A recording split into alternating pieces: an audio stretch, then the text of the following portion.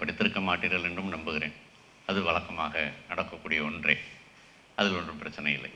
அந்த கதைகளை எதற்காக படிப்பதற்கு உங்களுக்கு நான் அனுப்பினேன் என்றால், இன்னும் கூடுதலாக இந்த உரை எது சார்ந்தது என்பதை நீங்கள் புரிந்து கொள்வதற்கு, அந்த உரையையே, அந்த உரையில் இருக்கக்கூடிய கருத்துக்களை கலையாக சொல்லக்கூடிய கதைகள் அவை. 5 கதைகள் அனுப்பியிருந்தேன். அந்த கதைகளை பற்றி பின்னதாக இதில் யாரும் படித்திருக்க மாட்டீர்கள் என்று நம்புகிறேன். யாராவது படித்தவங்க இருக்கீங்களா? அதில் யாரும் இல்லை, சந்தோஷம். அதனால் அந்த கதையை பற்றி அப்புறமா பேசிடலாம்.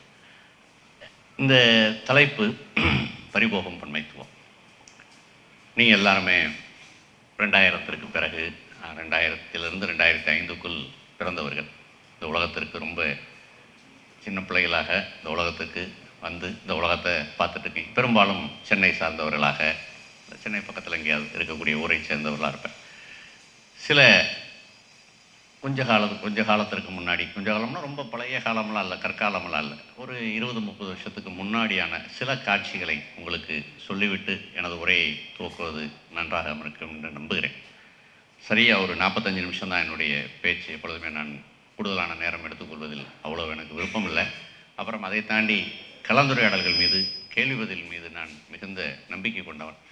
அதுதான் ஜனநாயகமான வடிவம் என்றும் நம்புகிறேன். இதில் இப்போ நான் மேலேருந்து பேசுகிறதுல ஒரு ப்ரீச்சர் டோன் வந்துடுது இல்லையா? பார்த்து மேலேருந்து பேசு, அதாகப்பட்டு ஆண்டவராகிய இயேசு கிறிஸ்து என்ன சொல்கிறார் என்றால்தான் உடனே இந்த மேடை அப்படி மாறிடும். அதுக்கான சாத்தியம் உண்டது. அதனால் எனக்கு இந்த ப்ரீச்சர் டோனில் நம்பிக்கையில் ரொம்ப கொஞ்சம் குறையும். அதனால் ஒரு 45 நிமிடம் என்ன இது உரையாடல், அப்புறம் ஒரு தேநீர் இடைவேளை, அதற்கு பிறகான கலந்துரையாடல்னு இந்த வடிவத்தை நம்ம வச்சுக்கலாம்னு நினைக்கிறேன். ராசியார் ஓகேவா? சில காட்சிகள் நான் சிறுவனாக இருக்கும் பொழுது, அல்லது உங்களுடைய துறை தலைவர் விஜய் சிறுவராக இருக்கும் பொழுது பார்த்த சில காட்சிகளை சொல்லிவிட்டு இந்த உரைக்குள் போகலாம். எங்கள் ஊரில், நான் மதுரை, எங்கள் ஊரில் முன்னாடியெல்லாம் ஒரு மதுரையில் தல்லாகுளம் மதுரை நகரத்துக்குள்ளே இருக்குது. அப்போ டூர் போவாங்க. டூர் போகிறதுனா இப்போ மாதிரி தனித்தனி குடும்பமாக இப்போ எல்லாம் டூர் போகிறதெல்லாம் நடக்குது. அவங்கவுங்க ஒரு சம்மர் வெக்கேஷனுக்கு என்ன பிளான் அப்படி கேட்குறது, அந்த தன்மையெல்லாம் இப்போ சமீபத்திய இந்த 10-15 வருடம் 20 வருடத்தினுடைய சொல்லாடல்கள். அதுக்கு முன்னாடி அப்படியெல்லாம் யாருக்கும் போகலாம் தெரியாது. அப்போ என்ன பண்ணுவாங்கன்னா, ஒரு ஏரியாவில், இப்போ தல்லாகுளம்ன்றது ஒரு மதுரையினுடைய ஒரு பழைய பகுதி, பண்டுன்னு சொல்லுவாங்க. மாதம் ஒரு பணம் கட்டணும். ஒரு வீட்டில் இருந்து கட்டி ஒரு டூர் போகிறதுக்காக பண்டு ஒரு 300 400 அது ஒரு மாதம். 300 400லாம் கிடையாது, அதில் ரொம்ப கூட 200 100 அந்த மாதிரி ஏதோ ஒன்று இருக்கும். அப்படி கட்டி வருடத்தினுடைய முடிவில் ஒரு பஸ் பிடித்து மொத்த பேரும் கிளம்பி ஒரு டூர் போவாங்க. அப்படி ஒரு பயணம்னா சின்ன பிள்ளையில் வந்து கூட்டு போயிடும். பெரிய பயணம். மதுரையிலேருந்து கிளம்பி மீனாட்சி மங்கல் போய் ராமேஸ்வரம் போய், ராமேஸ்வரத்துலேருந்து அப்படியே திரும்பி திருப்புலானி இந்த மாதிரி போய் இப்படி போகும். இந்த பயணத்தை பின்னதாக நான் தொகுத்து பார்க்கும் பொழுது, பயணத்தில் ரொம்ப முக்கியமான ஒரு விஷயத்தை நான் கவனித்தேன். இந்த பயணத்தில் தஞ்சாவூர் போவாங்க. தஞ்சை பெரிய கோயில், எல்லாருமே தஞ்சை பெரிய கோயிலில் போய் சாமி கும்பிடுவாங்க. பெரும்பாலும் அந்த பேருந்தில் இருக்கவங்க எல்லாமே இந்துக்கள் தான். தஞ்சை பெரிய கோயிலில் போய் சாமி கும்பிடுவாங்க. தஞ்சை பெரிய கோயிலில் சாமி கும்பிட்டுட்டு அடுத்து நேர அந்த பஸ்ஸு வந்து நாகூருக்கு போகும். நாகூர் தர்காவுக்கு போகும். நாகூர் தர்காவில் போய் உள்ளே போய் அங்கே அதெல்லாம் பார்த்துட்டு வழிபாடெல்லாம் முடிச்சுட்டு அதுக்கு பிறகு அந்த பஸ் வேளாங்கண்ணி சர்ச்சுக்கு போகும். அங்கே போய் சர்ச்சில் போய் சாமி கும்பிடுவாங்க. சாமி கும்பிடுவோன்னா ஒன்றும் இதெல்லாம் கிடையாது, கும்பிடுவாங்க. எங்கள் ஊரில் இருக்கக்கூடிய ஒரு குழந்தைக்கு வந்து தொண்டையில் பின்னோக்கு போய் நின்றுது. அப்போ ஒரு நேர்த்திக்கடன் ஒன்று இருக்குது, அதான் நேர்ந்துக்கிறது. நல்லாயிடுச்சுன்னு சொன்னால் தங்கத்திலே பின்னோக்கு வந்து செஞ்சு தரோம் சாமிக்கு அப்படின்னு சொல்லி. அப்படி எங்கள் பகுதியில் இருக்கக்கூடிய ஒரு குழந்தைக்கு அப்படி தொண்டையில் வந்து பின்னுக்கு நின்றவுடனே அவங்க அம்மா வேண்டிக்கிட்டாங்க. அதனால் அது வேளாங்கண்ணியில் மேலே ஒரு ஹாலில் கண்காட்சி மாதிரி வச்சுருப்பாங்க. அப்போ ஒரு கூட்டமே போய் எங்கள் ஊரில் இருக்கக்கூடிய அந்த பொண்ணுக்காக நேர்ந்துக்கிட்டு வச்ச தங்க பின்னுக்கை பார்க்க போகுது. பார்த்துட்டு அங்கே ஒரு எண்ணெயெல்லாம் வைப்பாங்க. ரொம்ப இந்த என்ன சொல்கிறது, ஒரு பக்தியான ரொம்ப பரிசுத்தமான ஒரு எண்ணெய். எங்கள் பாட்டி அந்த எண்ணெயை வந்து வாங்குகிறாங்க. வாங்கிட்டு ஒவ்வொரு பரீட்சைக்கும் போகும் பொழுதும் அந்த எண்ணெயை வந்து என் நாக்கில் தடவி விடுவாங்க. அப்படி தடவி விட்டால் நான் நல்லா எழுதிடுவேன், மார்க்கெல்லாம் நிறையா வாங்கிடுவேன். அப்படிலாம் ஒரு நாள் வாங்கினதில்லை, அது வேறு விஷயம். ஆனால் அப்படி செய்வாங்க. அப்போ அப்படி ஒரு சம்பவம். அதாவது தஞ்சை பெரிய கோயில், அதுக்கு பிறகு நாகூர் தர்கா, அதற்கு பிறகு வேளாங்கண்ணி கோவில். யாருக்கும் அதில் எந்த விதமான ஆட்சேபனையும் கிடையாது. அப்படி போவதில் ரொம்ப இயல்பாக போகிறாங்க. அதுக்கு பிறகு நீங்கள் கேள்விப்பட்டிருப்பீங்க, நீங்கள் இந்த காட்சியை கேள்விப்பட்டிருப்பீங்க, இல்லைன்னா யாராவது சொல்லியிருப்பாங்க. குழந்தைகள், சின்ன குழந்தைகள், பிறந்த குழந்தைகள் அழுதுகிட்டே இருந்தாங்க அப்படின்னு சொன்னால் அவங்கள மந்திரிக்கிறதுக்கு மசூதிக்கு கூட்டிட்டு போகிறதுன்னு ஒரு பழக்கம். இது மதமெல்லாம் ஒன்றும் இதில் பாத்திரமே கிடையாது. அது கிறிஸ்தவ குழந்தையாக இருக்கலாம், இந்து குழந்தையாக இருக்கலாம், அது என்ன குழந்தையாக வேணாலும் இருக்கலாம். குழந்தை அழுதால் மசூதியில் போய் மந்திரிச்சா அது அழாது, அந்த அழுகையை நிப்பாட்டிடும் அப்படின்னு ஒரு நம்பிக்கை இருக்குது. கொஞ்சம் பெரிய பிள்ளைகள், ஒரு 5 வயசு 10 வயசுக்குள்ள இருக்க பிள்ளைகள் அழுதாலே கூட்டு போய் அங்கே இருக்கக்கூடிய ஒரு பெரிய மயில் தொகை வச்சுட்டு ஒருத்தர் இருப்பார் மசூதிக்குள்ளே, இமாம்னு நினைக்கிறேன். அவர் வந்து அந்த மயில் தொகையால் இது பண்ணுவார், குழந்தைகள் பயம் போயிடும் அப்படின்னு சொல்லுவாங்க. இப்படி ஒன்றும் உண்டு. அப்புறம் இன்னொரு காட்சி இருக்கும். பக்கீர் அப்படின்னு சொல்லுவாங்க. இப்போல்லாம் இல்லை. அவங்க பக்கீர்னா ஒரு பச்சை கைலி கட்டிட்டு ஒரு பெரிய வெள்ளை ஜிப்பா போட்டு கையில் தப்புன்னு சொல்லக்கூடிய அந்த தப்போட புன்னங்குடி மஸ்தான் சாஹிப் பாடல்களை பாடிட்டே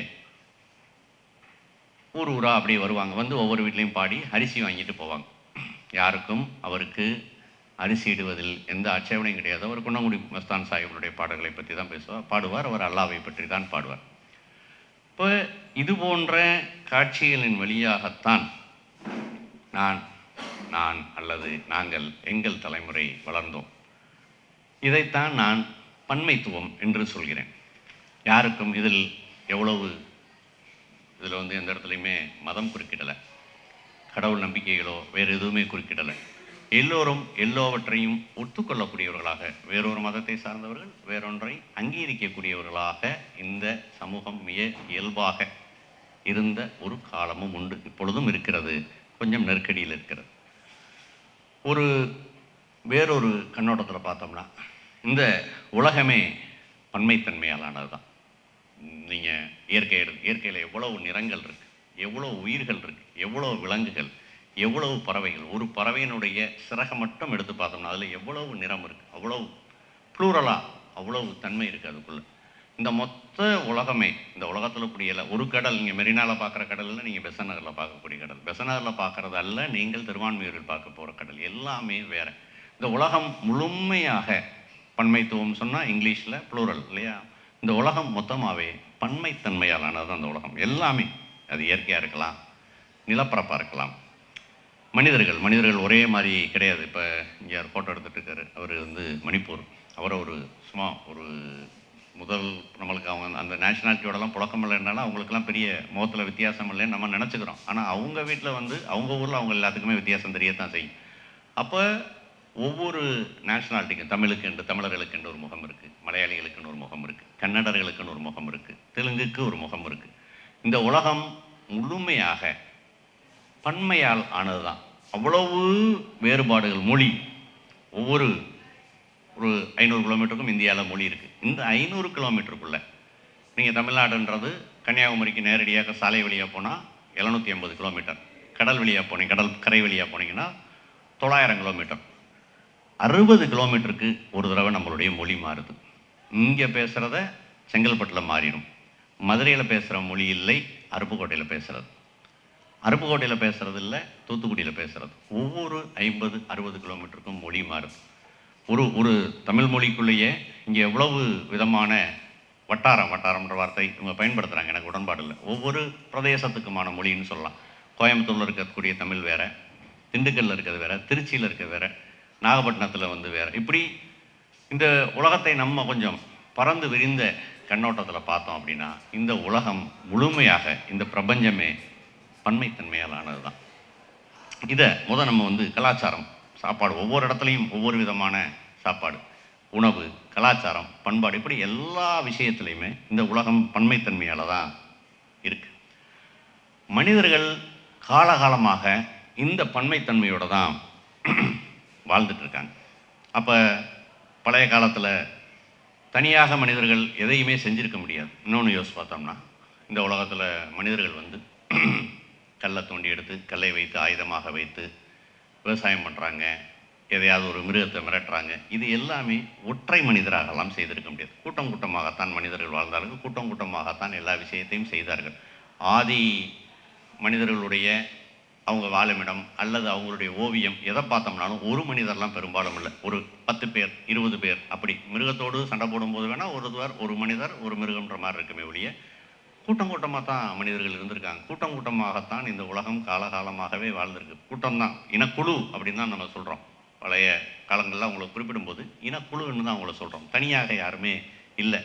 உங்களுக்கு ஆச்சரியமூட்டக்கூடிய ஒரு தகவல் சொல்லலாம். அந்த காலகட்டத்தில் அல்லது மிக சமீப காலம் வரை பழங்குடியினரிடம் மனநோயின்னு ஒரு பிரச்சனை கிடையாது. டிப்ரெஷன் டிப்ரெஷன் டிப்ரெஷன்னு சென்னைக்கு வந்து வருஷத்துக்கு 2 தடவை டிப்ரெஷன் வரும். ஆனால் இங்கே மனிதர்கள் இப்போ ரொம்ப சாதாரணமாக மனிதர்கள் வந்து சொல்லக்கூடிய வார்த்தை டிப்ரெஷனில் இருக்கேன், மூட் ஸ்விங். முன்னாடி ஏசி மட்டும்தான் ஸ்விங் ஆகும். இப்பொழுது மனிதர்களுக்கு ஒரு நாளைக்குள்ளேயே நிறைய மூட் ஸ்விங் எல்லாம் இருக்குது. ஒரே நாளே இசிஜி கிராஃப் ஒன்று இருக்கும்ல, தமிழ் சினிமாவில் காமிப்பாங்க, செத்து போகிறப்ப இப்படி இப்படி இப்படி இப்படி போகும். அது மாதிரி மனிதர்களுடைய மூடு வந்து இப்படி இப்படி இப்படி போகுது. காலையில் நல்லா இருக்காங்க, காலையிலனே ஒருத்தர் நம்புகிறார், மத்தியானம் சந்தேகப்படுறார், திரும்ப சாயங்காலம் நம்புகிறார், ராத்திரி சந்தேகப்படுறார். அவ்வளவு மூட் ஸ்விங் இருக்குது. மனித உறவுகளுக்குள்ள அவ்வளோ சிக்கல். பழங்குடியினர்கள்ட்ட அப்படிப்பட்ட டிப்ரெஷன்லாம் இல்லை. ஏன் டிப்ரெஷன் இல்லை அப்படின்னா அவர்கள் கூட்டாகத்தான் வாழ்கிறார்கள். ஒரு புகழ்பெற்ற புத்தகம் இருக்குது, இக்கிகை அப்படின்னு ஒரு புத்தகம். ஜப்பானில் இருக்கக்கூடிய தீவுகளில் நீண்ட காலம் வாழ்பவர்களை பற்றி ஆய்வு செய்து எழுதப்பட்ட புத்தகம். அந்த புத்தகம் இந்த நீண்ட கால அவர்களுடைய ஆயுளுக்கான பின்னணி என்ன அப்படின்றத பற்றி ஆராய்ந்து எழுதுறது தான் அந்த புத்தகத்தினுடைய நோக்கம். அதில் சொல்லக்கூடிய காரணங்களில் ஒன்று, மிக முக்கியமான ஒன்று, அவர்கள் கூட்டாக வாழ்கிறார்கள். கூட்டமாகவே தான் அவங்க இருக்காங்க. வெளியில், அதாவது எல்லாரும் சேர்ந்து மொத்தமாக ஒரு இடத்துல தூங்குறாங்க. எப்பொழுதுமே அவர்கள் கூட்டமாக இருக்கிறார்கள். இந்த கூட்டமாக இருக்கிறார்கள் என்பது மனிதர்களுக்கு மிகப்பெரிய ஆன்ம வலுவை தருகிறது. அது ரொம்ப முக்கியம். இங்கே இந்த இவ்வளவு டிப்ரெஷன் சொல்கிறதுக்கான பிரச்சனை என்ன அப்படின்னா, மனிதர்கள் தனித்தனியாக ஆனதுதான். தான் மாத்திரம்தான் ஒருத்தர் நம்புகிறார்.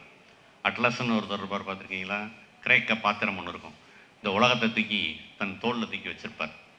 அப்படி ஒவ்வொரு மனிதர்களும் தனக்கு மாத்திரமே இந்த உலகத்தில் இவ்வளவு பெரிய பிரச்சனை இருப்பதாகவும், தான் இந்த உலகத்தையே தான் சுமந்து கொண்டு இருப்பதாகவும் ஒவ்வொரு மனிதரும் கருத ஆரம்பிக்கும் போது அவருக்கு பெரிய துயரம் வருது. ஐயோ, இந்த உலகத்தில் நான் மட்டும் இவ்வளோ கஷ்டப்படுறேனே, மற்ற எல்லா பேரும் நல்லா இருக்காங்களே அப்படின்ற மாதிரி.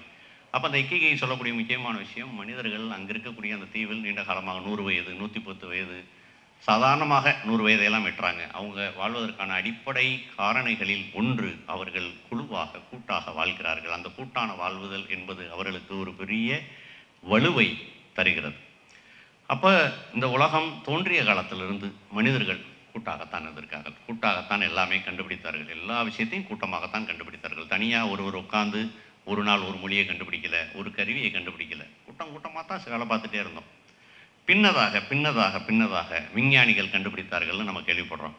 அந்த விஞ்ஞானி என்பவர் ஒரு பொருளை கண்டுபிடிக்கும் பொழுது அவர் மாத்திரம் கண்டுபிடிக்கல, அதுக்கு முன்னாடி ஆயிரக்கணக்கான பேர் பண்ண ஆய்வின் அடிப்படையில் அவர் வந்து அதை பண்ணுறாரே ஒழிய, இந்த உலகத்தில் எதுவுமே ஒன்று கிடையாது. ஒருவரால் நிகழ்த்தப்பட்டது, ஒன்றால் ஒன்று நடந்தது அப்படின்றது உலகத்தில் இல்லவே இல்லை. இந்த உலகம் மொத்தமாகவே உண்மையால் தான் இயங்குது.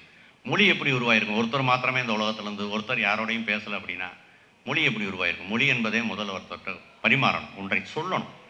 கத்தி சொல்லணும், அபாயம்னு சொல்லணும், தண்ணி வேணும்னு சொல்லணும், என்னை காப்பாற்றுன்னு சொல்லணும். மொழி எங்கேருந்து உருவாகுது? ஒரு மனிதர் பிற மனிதரோடு தகவல் பரிமாற்றம் செய்வதற்கு தான் மொழி தேவைப்படுது.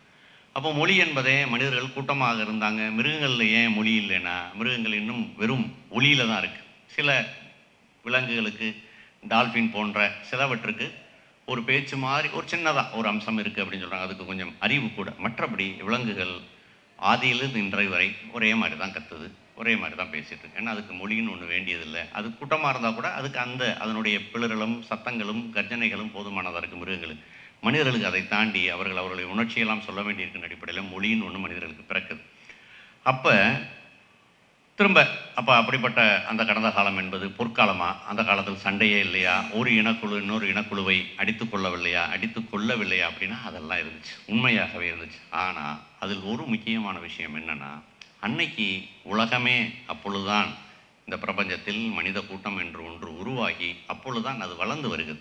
அப்போ வளரும் பொழுது அதனுடைய புரிதலும் அதனுடைய சகிப்புத்தன்மையும் அதனுடைய அறிவினுடைய விசாலமும் எல்லைக்குட்பட்டது. இன்றிலிருந்து 2000 வருஷத்துக்கு முன்னாடி இருக்கக்கூடிய ஒரு மனிதனை யோசித்து அவனை நீங்கள் ரொம்ப மனிதாபிமானமோட நடந்துக்கிறோம்னா, அவருக்கு மனிதாபிமானம்ன்ற சொல்லுக்கே அர்த்தம் கிடையாது, அர்த்தமே தெரியாது. ஆனால் மனிதாபிமானன்ற ஒரு சொல் இல்லை. தமிழில் புகழ்பெற்ற இன்குலாப் என்ற ஒரு கவிஞர் இருக்கார். இன்குலாபுடைய ஒரு கவிதையில் ஒரு வரி வரும். ராஜராஜ சோழன் என்ன செய்து கிழித்தான்? ஏகாதிபத்தியத்தின் தேமலை பூமியின் மீது பதித்தவன் அப்படின்னு ஒரு வரி வரும். இன்குலாபோட வரி. அவர் ரொம்ப ஒரு கோபமாக ராஜராஜ சோழன் வந்து அடுத்த நாடுகளை எல்லாம் பிடித்தார் அப்படின்றத சொல்லணுன்றதுக்காக அந்த கவிதை எழுதுகிறார். ஆனால் ஒரு உண்மை, 10ஆம் நூற்றாண்டில் ஏகாதிபத்தியம்னு ஒன்று கிடையாது. இம்பீரியலிசம்னு சொல்லக்கூடிய ஏகாதிபத்தியம்ன்ற ஒன்றே உலகத்தில் உருவாகவே இல்லை. அது பின்னதாக 15ஆம் நூற்றாண்டுக்கு பிறகு பிரிட்டன், பிரான்ஸ் போன்ற பெரிய நாடுகள் பெரும் சந்தை கொண்ட முதலாளித்துவ புரட்சி நடந்து பெரிய அளவிலான உற்பத்திகள், பெரிய மில்லும் ஃபேக்டரிகளும் வந்த பிறகு தான் தங்களுடைய சந்தைக்காக அவர்கள் பிற நாடுகளை பிடிப்பதற்காக போகும் பொழுது தான் ஏகாதிபத்தியம்னு ஒன்று உருவாகுது. ஏன்னா அவங்க பொருட்களை எல்லாம் விற்கிறதுக்கு சந்தைகள் வேணும், நிறைய பேர் இங்கேருந்து எடுத்துகிட்டு போகணும்.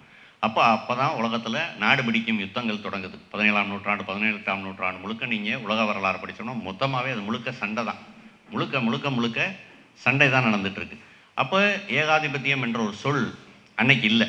ஆக அதே மாதிரி மனிதாபிமானமோ விட்டு கொடுப்பதோ சகிப்புத்தன்மையோ குறைவாக தான் அந்த சமூகத்தில் அன்றைக்கி இருந்திருக்கும். ஆனால் வேறொரு வகையில் தமிழர்களாகிய நாம் பெருமிதப்பட்டுக்கலாம். நம்ம 2000 வருஷத்துக்கு முன்னாடி திருக்குறள் அவ்வளோ அறத்தை வலியுறுத்தி பேசுது, கல்லுண்ணாமை பேசுது, பல அறங்கள் குறித்து அவ்வளோ விஷயங்கள் தமிழில் இன்றிலிருந்து 2000 வருஷத்துக்கு முன்னாடி தமிழ் பேசுது.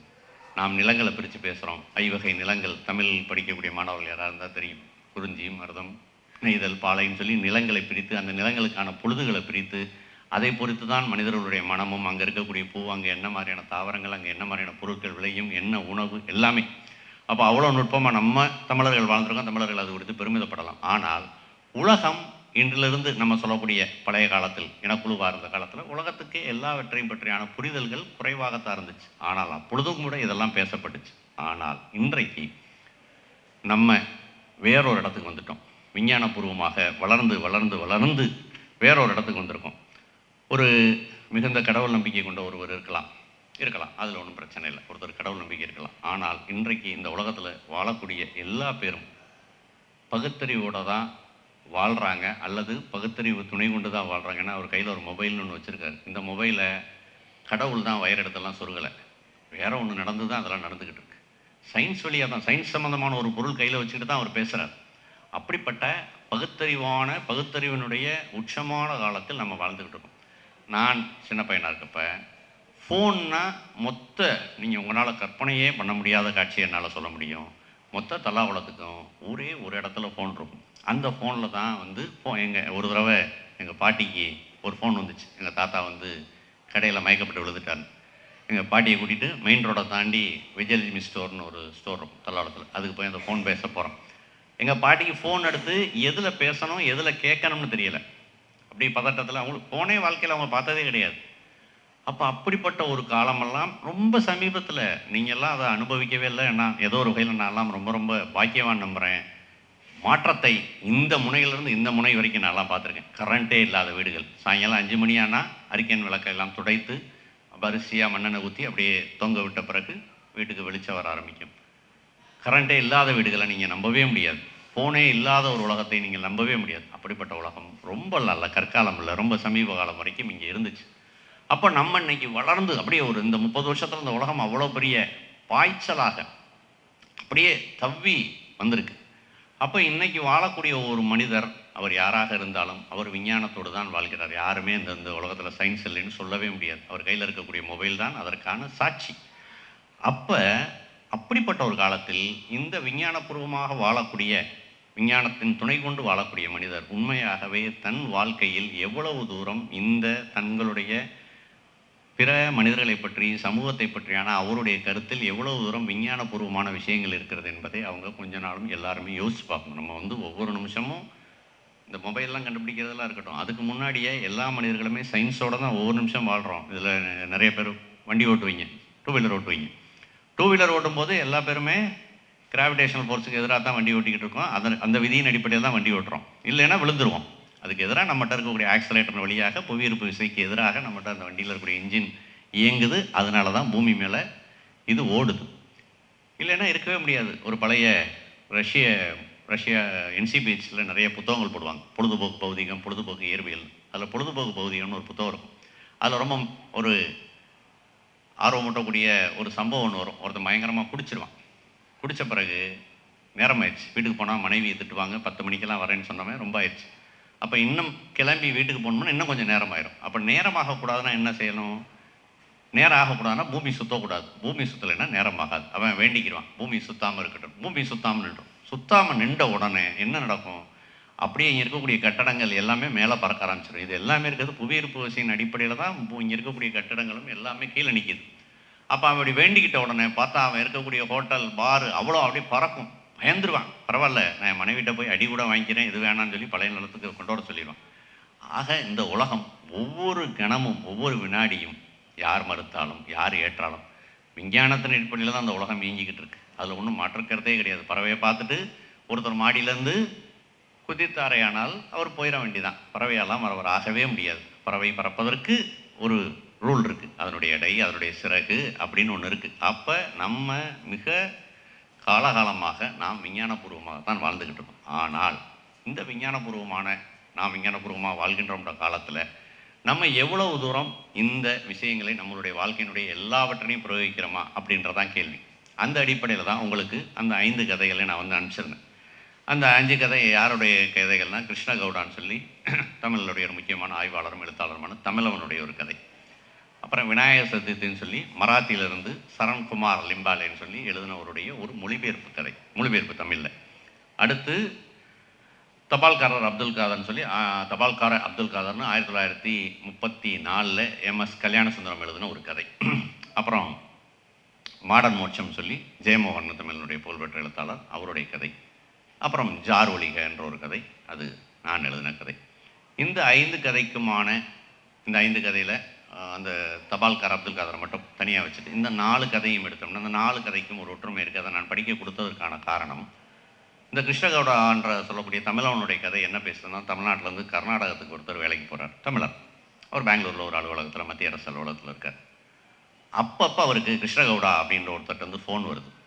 நீ கன்னடம் படிச்சியான்னு கேட்குறேன். அவருக்கு கன்னடம் படிக்கலை. ஆனால் விடாமல் இந்த கிருஷ்ணகவுடா போட்டு அவரை பயமுறுத்திட்டே இருக்கார். படிச்சுட்டே இருந்தேன். அப்புறம் அவருக்கு ஏதோ சொல்லி பார்க்குறாரு, நான் இப்போ வந்து உன்னை ஆஃபீஸ்க்கு வரேன் பாரு, என்ன பண்ணுறேன் பாருன்னு பயமுறுத்திட்டே இருக்கார். இவர் ரொம்ப அப்படியே கடுமையாக எப்போ பார்த்தாலும் பதட்டத்திலே இருக்கார். எப்போ வேணாலும் கிருஷ்ணகவுடா வருவார், நம்மளை எதாவது பண்ணிடுவார்ன்ற மாதிரி சொல்லி இப்படி ஒரு 6 மாதம் போகுது. அப்புறம் கிருஷ்ணகவுடாட்ட வந்து ஃபோனே இல்லை. கொஞ்ச நாள் கழித்து கொஞ்ச காலம் கிருஷ்ணகவுடாட்ட வந்து ஃபோனே இல்லை. கொஞ்ச நாள் கழித்து இவர் வீட்டுக்கு வரும்போது ஒரு பொண்ணு அழுதுகிட்டே இருக்குது. அந்த பொண்ணை என்ன ஏன் அழுகுறான்னு அந்த பொண்ணுகிட்ட கேட்குறாரு. அந்த பொண்ணு சொல்லுது, ஸ்கூலில் வந்து வாத்தியார் வந்து நான் கன்னடம் படிக்கலைன்னு சொல்லி என்னை அடிச்சிட்டார் அப்படியா அப்படின்னு சொல்லிட்டு உங்கள் வாத்தியார் பேர் என்னன்னு கேட்குறாரு. கிருஷ்ணகவுடான்னு சொல்லுது. அவர் அப்படியே இருக்கார். ஆக ஒருவர் ஒரு நாட்டிலிருந்து இன்னொரு நாட்டுக்கு போகிறார். அவர் அந்த மொழியை கற்றுக்கொள்வதற்கு முயற்சி செய்யலாம். கற்றுக்கொள்ளாதது அவருடைய குற்றம் அல்ல. இப்போ நம்ம ஊரில் வந்து நிறைய வடக்கிருந்து வந்திருக்காங்க, வட இந்தியாவிலேருந்து வந்து வேலை பார்க்குறாங்க. இவங்கள நம்ம எப்பயுமே ரொம்ப இலக்காரமாகத்தான் நடத்துகிறோம். அடித்து கொள்றதெல்லாம் இப்போ நடக்க ஆரம்பிக்குது. ஆனால் அவர்கள் அங்கிருந்து இங்கு பிழைக்க வந்திருக்கிறார்கள் என்பதாலேயே அவர்களை நாம் இலக்காரமாக நடத்த முடியுமானா நடத்தலாமானா நடத்தக்கூடாது. அவங்களுக்கு தமிழ் தெரியலை, தமிழ் பேசலை, கொஞ்சம் கொஞ்சமாக கற்றுக்குருவாங்க. இன்னும் 10 வருஷத்தில் அதெல்லாம் நல்லா தமிழ் பேசுகிற இடத்துக்குலாம் வந்துடுவாங்க. ஒன்றும் சந்தேகமெல்லாம் கிடையாது, வந்துடுவாங்க. யாராக இருந்தாலும் மனிதர்களுக்கு அறிவு உண்டு, கற்றுக்குருவாங்க. ஆனால் அந்த கற்றுக்கிற காலம் ஒன்று இருக்கு இல்லையா, அந்த காலத்திலேயே அவங்கள வந்து நம்ம கடுமையாக வந்து மோசமாக நடத்துவது அப்படின்றது நடக்குது. அப்போ இந்த கிருஷ்ணகவுடான்ற கதையில் தமிழவன் சொல்கிறதுன்றது ஒரு மொழியை ஒருவர் கற்றுக்கொள்வது என்பது கற்றுக்கொள்ளலாம், அது பிரச்சனை இல்லை. ஆனால் அதை நீங்கள் வன்முறையாக இதை படித்தால்தான் நீங்கள் இங்கே இருக்க முடியும் அப்படின்னு சொன்னால் அதில் ஆதிக்கம் இருக்குது. அது பன்மைத்தன்மையை மறுக்குது. ஒருமையாக நீ வந்தால் கர்நாடகத்தில் வந்தால் கன்னடம் தான் பேசணும்னு. மதுரைக்கு வந்தீங்கன்னா நீங்கள் மீனாட்சி அம்மன் பக்கத்தில் ரிச்சாக்காரர்கள் இருப்பாங்க. இப்போ ரிச்சாக்காரர்களில் முன்னாடி இருப்பாங்க, கொஞ்சம் கைடெல்லாம் இருப்பாங்க. 10 மொழி பேசுவாங்க. ஜெர்மன் பேசுவாங்க, ஃப்ரெஞ்சு பேசுவாங்க, எல்லாமே பேசுவாங்க. எப்படி பேசுனாங்க? போய் என்ன அலையன்ஸ் ஃப்ரான்ச்சைஸில் கோர்ஸாக படித்தாங்க? அதெல்லாம் இல்லை. வர்ற ஃப்ரெஞ்சுக்கார்ட்ட பேசி அடிப்படையாக அவங்களுக்கு சொல்வதற்கான விஷயங்கள் அவங்களுக்கு தெரியுது. அப்போ இது எப்படி நடந்துச்சு அப்படின்னா, அவங்களுக்கு ஒரு தேவை இருந்துச்சு. வரக்கூடிய ஃப்ரெஞ்சு சுற்றுலா பயணியிடமோ ஜெர்மானிய சுற்றுலா பயணியிடமோ அவர்கள் பேசணும் அப்படின்ற அடிப்படையில் அவங்க பேசுகிறாங்க. அப்போது ஒரு மொழியை ஒருவரை கற்றுக்கொள்ள சொல்வது என்பது அப்படி செய்யலாம். ஆனால் ஆதிக்கமாக இதை படித்தால்தான் நீ இங்கே இருக்க முடியும் அப்படின்னா அதில் ஒரு பன்மைத்தன்மையை எதிர்க்கிற தன்மை இருக்குது. அதற்கு தான் அந்த கதையை நான் வந்து உங்களுக்கு சொன்னேன். விநாயகர் சதுர்த்தின்ற கதை வந்து சரண்குமார் லிம்பாலேவுடைய, இதுக்கு பிறகு நீங்கள் அந்த கதையை படித்து பாருங்கள். ரொம்ப நுட்பமான ஒரு கதை. விநாயகர் சதுர்த்தி ஒரு தலித் குடும்பத்தை சேர்ந்தவரும் இந்த பக்கத்தில் ஒரு ஆதிக்க சாந்தியை சேர்ந்தவரும் இருவரும் சேர்ந்து அந்த விஷயங்களை எப்படி எதிர்கொள்கிறாங்க, என்ன மாதிரியான சிக்கல்கள் அந்த விநாயகர் சதுர்த்தி நடத்துவர்கள் வழியாக வருது அப்படின்ற மாதிரி ரொம்ப முக்கியமான விஷயங்களை வந்து சரண்குமார் லிம்பாலே அந்த கதையில் சொல்கிறார். ரொம்ப நுட்பமான கதை, மராத்தியில் எழுதப்பட்ட கதை. இந்த கதையெல்லாம் நம்மளுடைய சமகாலத்தில் நமக்கு இருக்கக்கூடிய நெருக்கடிகளை பற்றி பேசுது. நம்ம என்ன மாதிரியான நெருக்கடி, இந்த மாதிரியான விஷயங்கள் எல்லாம் நம்ம எப்படி எதிர்கொள்கிறது, எப்படி அதை சந்திக்க போகிறோம், இதற்கு நம்மகிட்ட என்ன பதில் இருக்குது அப்படின்ற மாதிரி நம்ம வாழ்க்கையினுடைய இன்றைக்கு நம்ம வாழ்வினுடைய சிக்கல் நிறைய பிரச்சனைகளுக்கு நாம் ரொம்ப நேர்மையாக பதில் சொல்கிறோமா இல்லையா, அல்லது கள்ளத்தனமான மௌனம் சாதிக்கிறோமா என்பதை பற்றியான கேள்வி எழுப்பக்கூடிய கதை தான் சரண்குமார் லிம்பாலேயுடைய கதை. என்னுடைய கதை முன்னாடி ஜெயமோகன் சாருடைய கதை மாடர்ன் மோட்சம் அப்படின்னு ஒரு கதை. இந்த மாடர்ன் மோட்சம் கதை என்னென்னா, ஒரு ஐயனார் மாதிரி இருக்கக்கூடிய ஒரு மாடன், அவருக்கு வழக்கமாக பலி கொடுக்கணும், கவுச்சி ரத்தம் அந்த மாதிரியான படையெல்லாம் கொடுக்கணும். இது எதுவுமே அவர் கொடுக்கவே இல்லை. அவர் கடுமையாக ஏக்கத்தில் இருக்கார், எதுவுமே கிடைக்கலன்னு. கொஞ்சம் நாள் கழித்து கொஞ்சம் கொஞ்சமாக வந்து அவரை வந்து ஒரு பெரிய கோயிலாக்கி கோயிலெலாம் கட்டி அவருக்கு பொங்கலும் மிச்ச விஷயங்களும் சக்கரை பொங்கல்லாம் கொடுக்க ஆரம்பிக்கிறாங்க. அவரோ வந்து அசைவம் சாப்பிட்டு பழகினவர். ஆனால் அவருக்கு எந்த வகையிலையும் அவருக்கு பிடித்தமான எந்த உணவுமே கொடுக்கறதில்ல. இதை நீங்கள் எப்படி புரிஞ்சுக்கலான்னா, எங்கள் ஊரில் வந்து அழகர் கோவில் திருவிழான்னு ஒன்று, அழகர் திருவிழா, சித்திரை திருவிழான்ற ரொம்ப புகழ்பெற்றது மதுரையில். வருடம் சித்திரை மாதம் பௌர்ணமி அன்னைக்கு, சித்ரா பௌர்ணமி அன்னைக்கு அழகர் வந்து ஆற்றில் இறங்குவார். இது ஒரு திருவிழா. இந்த திருவிழா காலகாலமாக முன்னதாக எங்கே நடக்குதுன்னா, திருமலை நாயக்கர் வருவதற்கு முன்னாடி, மதுரை ஆண்ட திருமலை நாயக்கர் வருவதற்கு முன்னதாக அழகர் கோயிலேருந்து கோடு கிழித்தார் போல் அப்படியே நேராக போனால் தேனூர்னு ஒரு ஊர் இருக்குது. அந்த தேனூரில் தான் வந்து அழகர் இறங்குவார். இப்படி தான் இருந்திருக்கு இந்த திருவிழா. திருமலை நாயக்கர் வந்த பின்னாடி தன்னுடைய அரண்மனைக்கு பக்கத்தில் இறங்கணுன்ற அடிப்படையில் அவருடைய அரண்மனையிலேருந்து அப்படியே நேராக கோடு கிழிச்சோம்னா இப்போ அழகர் இறங்குற இடம் வரும், அங்கே வரணும்னு சொல்லி மாற்றுறாங்க. ஒரு 200 வருஷத்துக்குள்ளே இருக்கும். ஆனால் இதை மாற்றுறதுலாம் ஒன்றும் பிரச்சனை இல்லை. ஆனால் இதற்கு வேறொரு புராண பின்னணி உருவாக்கப்படுது. அது என்ன அப்படின்னா, அழகர் மதுரை மீனாட்சியினுடைய சகோதரர், அவர் அந்த கல்யாணத்துக்கு வந்தார். வரும்பொழுது அந்த கல்யாணம் அங்கே நின்று போச்சு. அந்த கோபத்தில் அவர் வராமையே போயிட்டார். அழகருக்கு மீனாட்சி தெரியவே தெரியாது. அதான் உண்மையான உண்மை. அவர் பார்த்தது கிடையாது, அவருக்கு அண்ணனும் கிடையாது, தங்கச்சியும் கிடையாது, தான் உண்மை. அப்போ சிறு தெய்வங்களை பெரு தெய்வங்கள் விழுங்கி கொள்வது அப்படின்றது இப்படி தான் நடக்குது. அப்போ இந்த மாடர்ன் மோட்சம் கதையில் இந்த அம்சம்தான் பேசப்படுது. அந்த தெய்வம் தன்னுடைய இயல்பை அல்லாது, அதனுடைய இயல்பை தாண்டி அதற்கு வேறு வேறு விஷயங்கள்லாம் அதன் மேலே போடப்பட்டு அவரை வேறொன்றாக அந்த தெய்வத்தை மாற்றுவது, இதெல்லாமே நம்மளுடைய சமகாலத்தில் வந்து நடக்குது. எல்லாத்தையுமே கொண்டு போய் ஒன்றில் சேர்ப்பது, இதுதான் எல்லாம் எதற்குள்ள கீழே தான் அவங்க எல்லாருமே எல்லான்னு சொல்கிற மாதிரியான தன்மையை பேசுகிறதான் அந்த மாடர்ன் மோட்சத்தினுடைய கதை. ஜார் ஒளிக அப்படின்றதுடைய என்னுடைய கதை, ஒரு லெப்டிஸ்ட் பார்ட்டி, அவங்க ஒரு ஏரியாவில் வேலை பார்க்குறாங்க. அதில் இருக்கக்கூடிய ஒருவருக்கு ஒரு வார்த்தை, ஒரு கெட்ட வார்த்தை தொடர்ந்து வந்துகிட்டே இருக்கும். அதை அவர் ரொம்ப முயற்சி பண்ணி அதை மறக்க முயற்சி பண்ண, சொல்லாமல் இருக்க முயற்சி பண்ணால் ஆனால் வந்துகிட்டே இருக்கும். அப்புறம் அந்த பகுதியில் நடக்கக்கூடிய ஒரு விநாயகர் சதுர்த்தி ஒட்டி இருக்கக்கூடிய ஊர்வலம், அதை ஒட்டி யார் அந்த ஊர்வலத்தை பண்ணுறாங்க, இந்த மாதிரி போகும். இந்த 4 கதையினுடைய சாராம்சமே நம் சமகாலத்தில் நம்மளுடைய பன்மைத்துவ அடையாளங்கள் எப்படி ஒரு ஒற்றைத்தன்மையாக ஒன்றில் கொண்டு போய் சேர்க்கப்படுது. இதுதான் எல்லாமே, இதுக்குள்ளே தான் எல்லாமே, இதன் கீழ் தான் இது அப்படின்னு சொல்லப்படுகின்ற இடத்துக்கு நாம் எப்படி மாற்றப்படுறோம்ன்றது தான் இந்த 4 கதையினுடைய சாரம். மொத்தம் அதுக்குள்ளே இருக்கக்கூடிய மையச்சரடு என்பது அதுதான். ஆனால் அந்த கடைசியாக இருக்கக்கூடிய தபால்காரர் அப்துல் காதர் அப்படின்ற கதை, அது என்ன பேசுனா, நான் உங்களுக்கு சொன்னேன், இந்த சமூகம் எப்படிப்பட்ட இடத்தில் இருந்துச்சு அப்படின்றத பற்றி தான். அதில் தபால்கார் அப்துல் காதர்ன்றவர் ஒரு எல்லா வீட்டுக்கும் லெட்டர் கொடுக்கக்கூடிய ஒருத்தர் தபால்காரர். ஆனால் லெட்டர் கொடுக்கும்போது அவர் வெறும் ஒரு தபால்காரராக மட்டும் இல்லை, ஒருத்தருக்கும் பர்சனலாக பேசி பேசி பேசி தான் கொடுக்குறாரு. அப்படியே அவர் சாயங்காலமாக தான் கொண்டு வந்து லெட்டரே கொடுக்குறாரு. ஆனால் ஒவ்வொருவரையும் அவங்களுக்கு என்ன வந்திருக்கும், அதில் என்ன விஷயம் இருக்குன்ற வரைக்குமே சொல்கிறார். ஒரு மேனன் ஒருத்தர் இருக்கார், அவர் கேட்குறாரு, எந்தங்களும் எனக்கு கத்துண்டோ அப்படின்றாரு. இப்போது கத்துனா லெட்ரு மலையாளத்தில், இப்போ இன்கம் டேக்ஸ்லேருந்து தான் பூரா லெட்ரு வருது, இப்போதைக்கு உங்களுக்கு லெட்டரே ஒன்றும் வர வேணாம் அப்படின்னு சொல்கிறார். அப்படின்னு சொல்லி ஒவ்வொருத்தரையாக பர்சனலாக ஒருத்தரையும் தனிப்பட்ட முறையில் ஒருத்தருக்கு என்ன கடிதம் வரும்ன்றது தெரிந்த ஒருவராக, அந்த அவர்கள் வீட்டில் ஒருவராக தான் அந்த தபால்கார் அப்துல் காதர் இருக்கார். அவர் கொஞ்ச நாள் எங்கேயோ லீவுக்கு போகும்போது வேற ஒருத்தர் வர்றார். வேற ஒருத்தர் வந்தார் அப்படின்னா, அவர் வந்த உடனே மதியானம் 2 மணிக்கெல்லாம் லெட்ரு கொடுத்துட்றார். கொடுத்தோடனே ஒருத்தர் அந்த கதையை சொல்லிட்டு சொல்கிறாரு, நான் வந்தோடனே எல்லா லெட்டரையும் கொடுத்துருவேங்கன்னு. அப்போ அப்துல் காதர் என்ன பண்ணுறாரு, அவர் ரொம்ப லேட்டாக கொண்டு வந்து கொடுக்குறாருன்னு இவருக்கு கோவம் வருது. கோவம் வரும்பொழுது கொஞ்ச நாள் கழிச்சு மறுபடியும் அப்துல் காதர் வரும்போது இவர் ஒரு அப்துல் காதர் மேலே புகார் கொடுக்குறதுக்காக அந்த கதையை சொல்லி அவங்களுடைய ஆஃபீஸருக்கு அவர் மேலான ஒரு கம்ப்ளைண்ட் கொடுக்குறதுக்காக ஒரு லெட்டர்லாம் எழுதி வச்சிருக்காரு. அப்போ அப்துல் காதர் வரும்போது ரொம்ப கோவமாக கேட்குறாரு அப்துல் காதர்கிட்ட, ஏன் நீ இப்படி பண்ணுற, லேட்டாக கொடுக்குற அப்படின்னு கேட்டால் அவர் சொல்கிறாரு, நான் வெறும் போஸ்ட்மேனில் ஒருத்தட்டையும் ஒன்று பேசி அவங்களுக்கு என்னெல்லாம் வேணுன்றதெல்லாம் சொல்லி கொடுக்கக்கூடிய ஒருத்தனாக தான் இருக்கேன், அதனால் லேட் ஆகுது. நீங்கள் வேணால் எனக்கு போடுறதுனா போடுங்க, மேலே பெட்டிஷன் போடுங்க, உடனே என்னை ட்ரான்ஸ்ஃபர் பண்ணுவாங்க, நான் வேற ஒரு இடத்துல போய் சந்தோஷமாக இருக்கேன். இவர் அந்த எழுதி வச்ச பெட்டிஷனை கிழிச்சு போட்டுருவார். அப்போ இப்படிப்பட்ட ஆட்களை எல்லாம் நம்ம இன்னைக்கு பார்க்கவே முடியாது. தபால்கார் அப்துல் காதர் போன்றவர்களை எல்லாம் இந்த சமூகமே அப்படி இருக்கவே விடாது. அவர் மேலேயான சந்தேகங்கள் என்னென்னவோ எல்லாம் வரும். அப்போ இந்த 4 கதைக்கான மையஸ்வரட் என்பது நாம் சமகாலத்தில் எதிர்கொள்ளக்கூடிய சிக்கல்களை பற்றியும், இந்த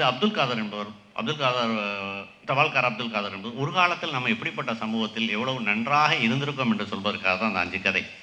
அப்போ நீங்கள் இந்த 5 கதையும் இந்த உரைக்கு பின்னாடி படிங்க. இன்னும் கூட அந்த கதை உங்களுக்கு வேற ஒரு தெளிவையும் அல்லது இன்னும் புரிதல்களையும் கொடுக்கும். அப்போ இந்த ஒரு வளர்ந்த சமூகம் எப்படி இருக்கலாம்னா, ஒரு வளர்ந்த சமூகம் எல்லா வகையிலையுமே மேலெழும்பியதாக இருக்கணும், விசாலமானதாக இருக்கணும். அதான் ஒரு வளர்ந்த சமூகத்துக்கான நாம் எப்படி குழந்தைகளை நடத்துகிறோம், எப்படி பெண்களை நடத்துகிறோம், எப்படி முதியோர்களிடம் நாம் நடந்துக்கிறோம், எப்படி நாம் நோயாளிகளிடம் நடந்துக்கிறோம், எப்படி நாம் அகதிகளிடம் நடந்து கொள்கிறோம், எப்படி நாம் சிறுபான்மையிடம் நடந்து கொள்கிறோம். இதெல்லாம் தான் ஒரு பண்பட்ட சமூகத்தை அளப்பதற்கான அளவுகோல். ஒரு சமூகம் ரொம்ப எளிமையாக, ஒரு சமூகம் குழந்தைகளையும் பெண்களையும் எப்படி நடத்துதுன்றதை வச்சு ஒரு சமூகத்தை அளந்துடலாம் ரொம்ப சுலபமாக. காட்ஃபாதர்னு ஒரு படம் இருக்குது, யாராவது பார்த்துருக்கீங்களா? ரொம்ப புகழ்பெற்ற ஒரு படம் இருக்குது, 1971 வந்த படம். அதில் மார்லன் பிராண்டோன்ற ஒரு புகழ்பெற்ற நடிகர் நடிச்சிருப்பார். அவர் ஒரு சமயத்தில் சொல்வார், childrens and childs are first அப்படின்னு சொல்லுவார். குழந்தைகளும் பெண்களும் தான் எப்பொழுதும் முதலுரிமை கொடுக்கப்பட வேண்டியவர்கள். ஆனால் இல்லைன்னா டைட்டானிக் பார்த்துருப்பீங்களா நீங்கள்? டைட்டானிக்கில் கப்பல் உடஞ்ச முதல் உரிமையே குழந்தைகளுக்கும் பெண்களுக்கும் சொல்லுவாங்க. அப்போ ஒரு சமூகம் எவ்வளவு அந்த சமூகம் பண்பாடாக உயர்ந்து நிற்கிறது என்பதை அளப்பதற்கான எளிய அளவுகோல் என்பது அந்த சமூகம் எப்படி குழந்தைகளையும் பெண்களையும் நடத்துகிறது என்பதுதான். அப்புறம் அதை நீங்கள் விரிவாக்குனீங்கன்னா அகதிகள், சிறுபான்மையினர், நோயாளிகள், மனநலம் பிறந்தவர்கள், இவர்களையெல்லாம் நாம் எப்படி, பிச்சைக்காரர்கள், வறியவர்கள், இவர்களையெல்லாம் நாம் எப்படி நடத்துகிறோம்ன்றதெல்லாம் அடுத்தடுத்த அளவுகோல், அதுக்குள்ளே இருக்கக்கூடிய அடுத்தடுத்த ஸ்கேல். அப்போது ஒரு சமூகம் எப்படி இருக்கணும் அப்படின்றத பற்றி தான் நம்ம இப்போ பேசுகிறோம். பன்மைத்துவம் என்பது ஒரு சமூகம் ஆரோக்கியமாக இருப்பதற்கான விஷயம். இன்னொரு பக்கத்தில் இப்போ புதுசாக நிறைய மரபு தன்மை மாற்றப்பட்ட காய்கறிகள் வருது. இதில் எல்லாம் என்னென்னா, அந்த ஒரு பால் வந்துச்சு கொஞ்சம் நாளைக்கு முன்னாடி, 6 மாதம் அந்த பால் கெட்டு போகாதுன்னு. அப்படி ஒரு பால் இருந்தால் அது பாலே இல்லை. அது தமிழில் சிறப்புலகரத்தை போட்டு தான் சொல்லணும். அது பாலாக போனது, அது பால் கிடையாது, நாசமாக போனது. அப்படி ஒரு பால் இருக்கவே முடியாது. ஒரு பொருள் வந்தால் பிரபஞ்சத்தினுடைய இயற்கையினுடைய அடிப்படையான விதி, ஒரு பொருள் தோன்றி மறையணும், அழியணும். இதுதான் பிரபஞ்சத்தினுடைய விதி. அது மனிதர்களாக இருக்கலாம், இரும்பாக இருக்கலாம், எதுவாக வேணாலும் இருக்கலாம். ஆனால் அப்படி ஒன்று ஆகவே ஆகாது அப்படின்னு சொன்னால் அது இயற்கைக்கு பெரும் எதிரி அல்லது சவால் அல்லது அழிவு. நம்ம அப்படிப்பட்ட பொருட்களை தான் சாப்பிட்டுக்கலாம். 6 மாதம் கெட்டு போகாது, 6 மாதத்தில் நானே கெட்டு போயிடுவேன், எவ்வளோ கெட்டு போயிடுவேன். அப்படி இல்லை. இந்த உலகம் மாறிட்டே இருக்குது. அப்போ இந்த பிரபஞ்சத்தினுடைய பல விஷயங்களுக்கு எதிராகத்தான் இந்த சமூகத்தில் இருக்கக்கூடிய பல்வேறு விஷயங்கள் தயாரிக்கப்படுது. அப்போ இந்த பன்மைத்தன்மையை ஏன் இந்த உலகம் இன்றைக்கு மறுக்கிறது, இந்த ப்ளூரல்ன்ற தன்மையை ஏன் மறுக்குது இந்த உலகம் அப்படின்னா, இதுக்குள்ள ரொம்ப முக்கியமான ஒரு விஷயம் ஒளிஞ்சிருக்கு. என்னென்னா, ஒரே மாதிரி இந்த உலகத்தை உருவாக்கிட்டான். ஒரே மாதிரி ஜீன்ஸ், ஒரே மாதிரி வண்டி, ஒரே மாதிரியான காஃபி, ஒரே மாதிரியான பீஸா. ரொம்ப சுலபம். நீங்கள் ஸ்டார்பக்ஸில் இங்கே கிடைக்கக்கூடிய காஃபி தான் லண்டனில் இருக்கக்கூடிய ஒரே மாதிரியானது. இந்த ஒரே மாதிரி பண்ணிங்கன்னா, நீங்கள் ஒரே பிராண்டு, எல்லா இடத்துலையும் ஒரே ஒரு பிராண்டாக நீங்கள் எங்கே போனீங்கனாலும் இதை தெரிஞ்சிடும் உங்களுக்கு. இது ஸ்டார்பக்ஸு, டொமினோஸ் பீஸா சாப்பிட்றோம் அப்படின்றது வழியாக இந்த பன்மைத்தன்மைக்கு எதிராக வேலை பார்ப்பது என்பது இந்த சந்தைன்னு சொல்லக்கூடிய இந்த மார்க்கெட்டுக்கு ரொம்ப ரொம்ப ரொம்ப அது உபயோகமாக இருக்குது. ஒரே ஒன்று, கமலஹாசன் ஒரு முறை நேர்காணலில் சொல்வார், பரமக்குடியில் போய் ஒரு கடைக்கு போனேன், அங்கே உலகத்தினுடைய முக்கியமான புகழ்பெற்ற பிராண்ட் ஜீன்ஸ் எல்லாம் கிடைக்கிது அப்படின்னு.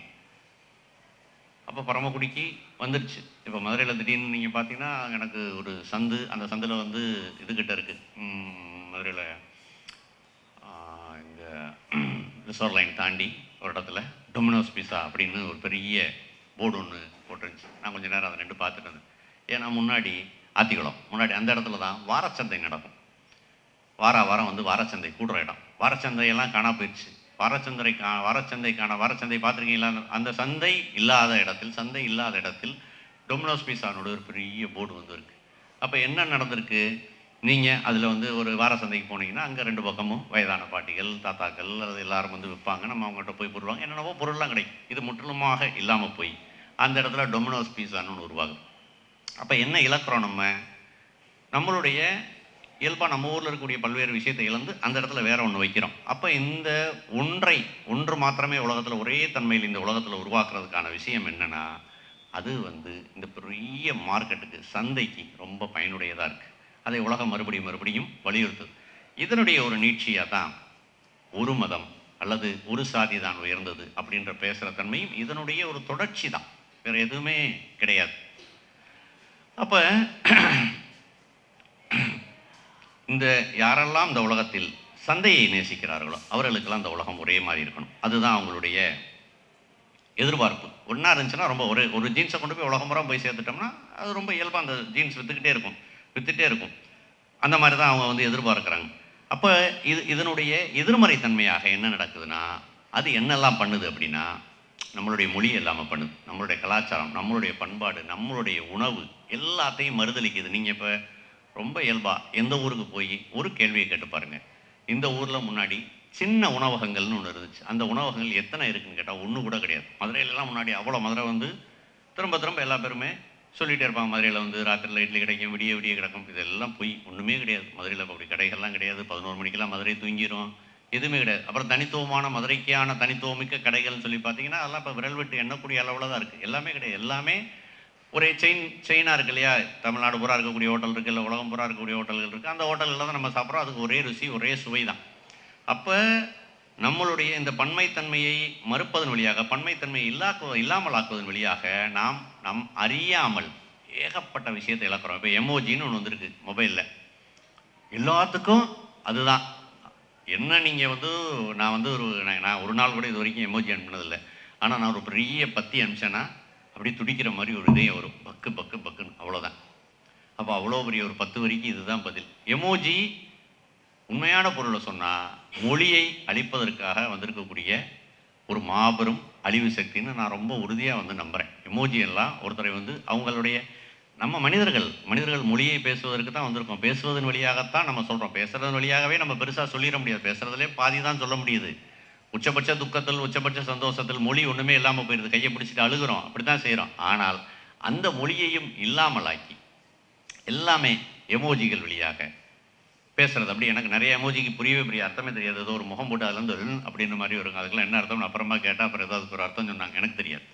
ஆக இந்த எமோஜி என்ன பண்ணுது? இது எல்லாமே நம்மளுடைய இந்த ஒற்றைத்தன்மை. இது ஒற்றைத்தன்மை. ஏன்னா இந்த எமோஜி நீங்கள் இங்கேருந்து ஒரு இங்கிலாந்துக்காருக்கு அனுப்பலாம், ஒரு ஆப்பிரிக்காக்காருக்கு அனுப்பலாம், அவருக்கு புரிஞ்சிடும். ஆக நாசமாக போச்சு, நடுவில் மொழியே இல்லை. ஆப்பிரிக்காரோடைய மொழியும் போச்சு, நம்ம மொழியும் போச்சு, 2 பேருடைய மொழியும் போச்சு. அப்போ இந்த பன்மைத்தன்மையை இழப்பதன் வழியாக நாம் இதையெல்லாம் நாம் அறியாமல் வந்து இழக்கிறோம். நீங்கள் மொபைலில் இப்போ வந்து யாருக்கு எத்தனை பேருடைய அப்பா அம்மா நம்பருக்கு ஒரு 3 நம்பர் ஞாபகம் வரும். 3 இல்லை 4 நம்பர் தான் மனப்பாடமாக சொல்ல முடியும்.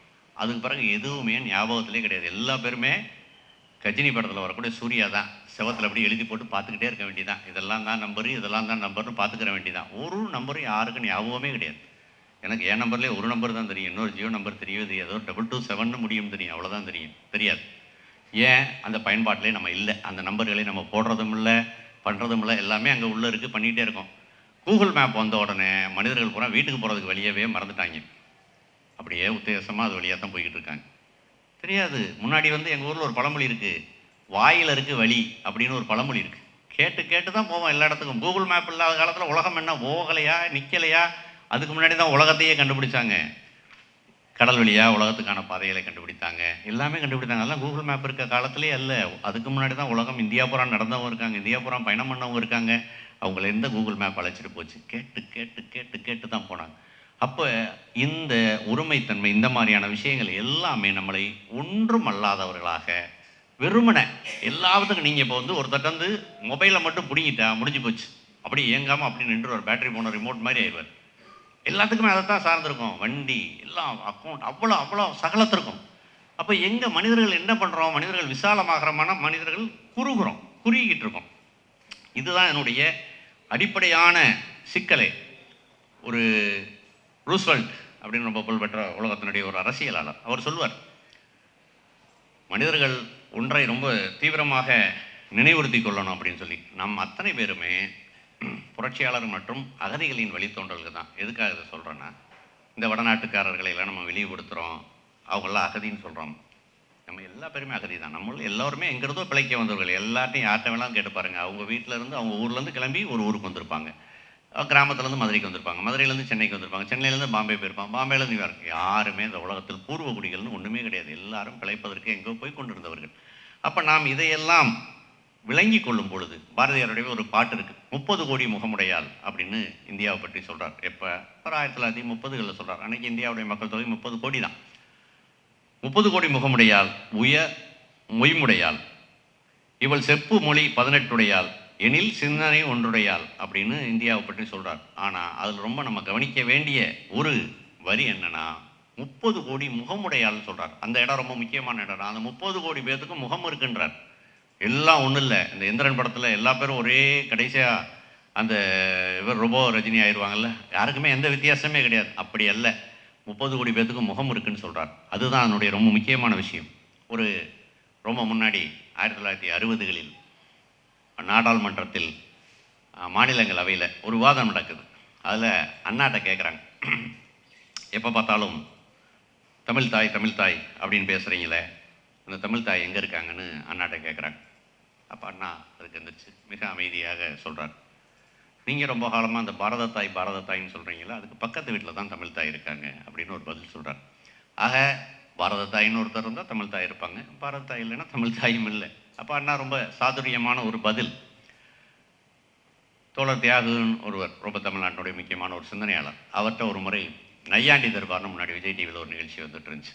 அதில் யூகி சேது நடத்துவார். அதில் அவர் ஒரு கேள்வி கேட்டார்,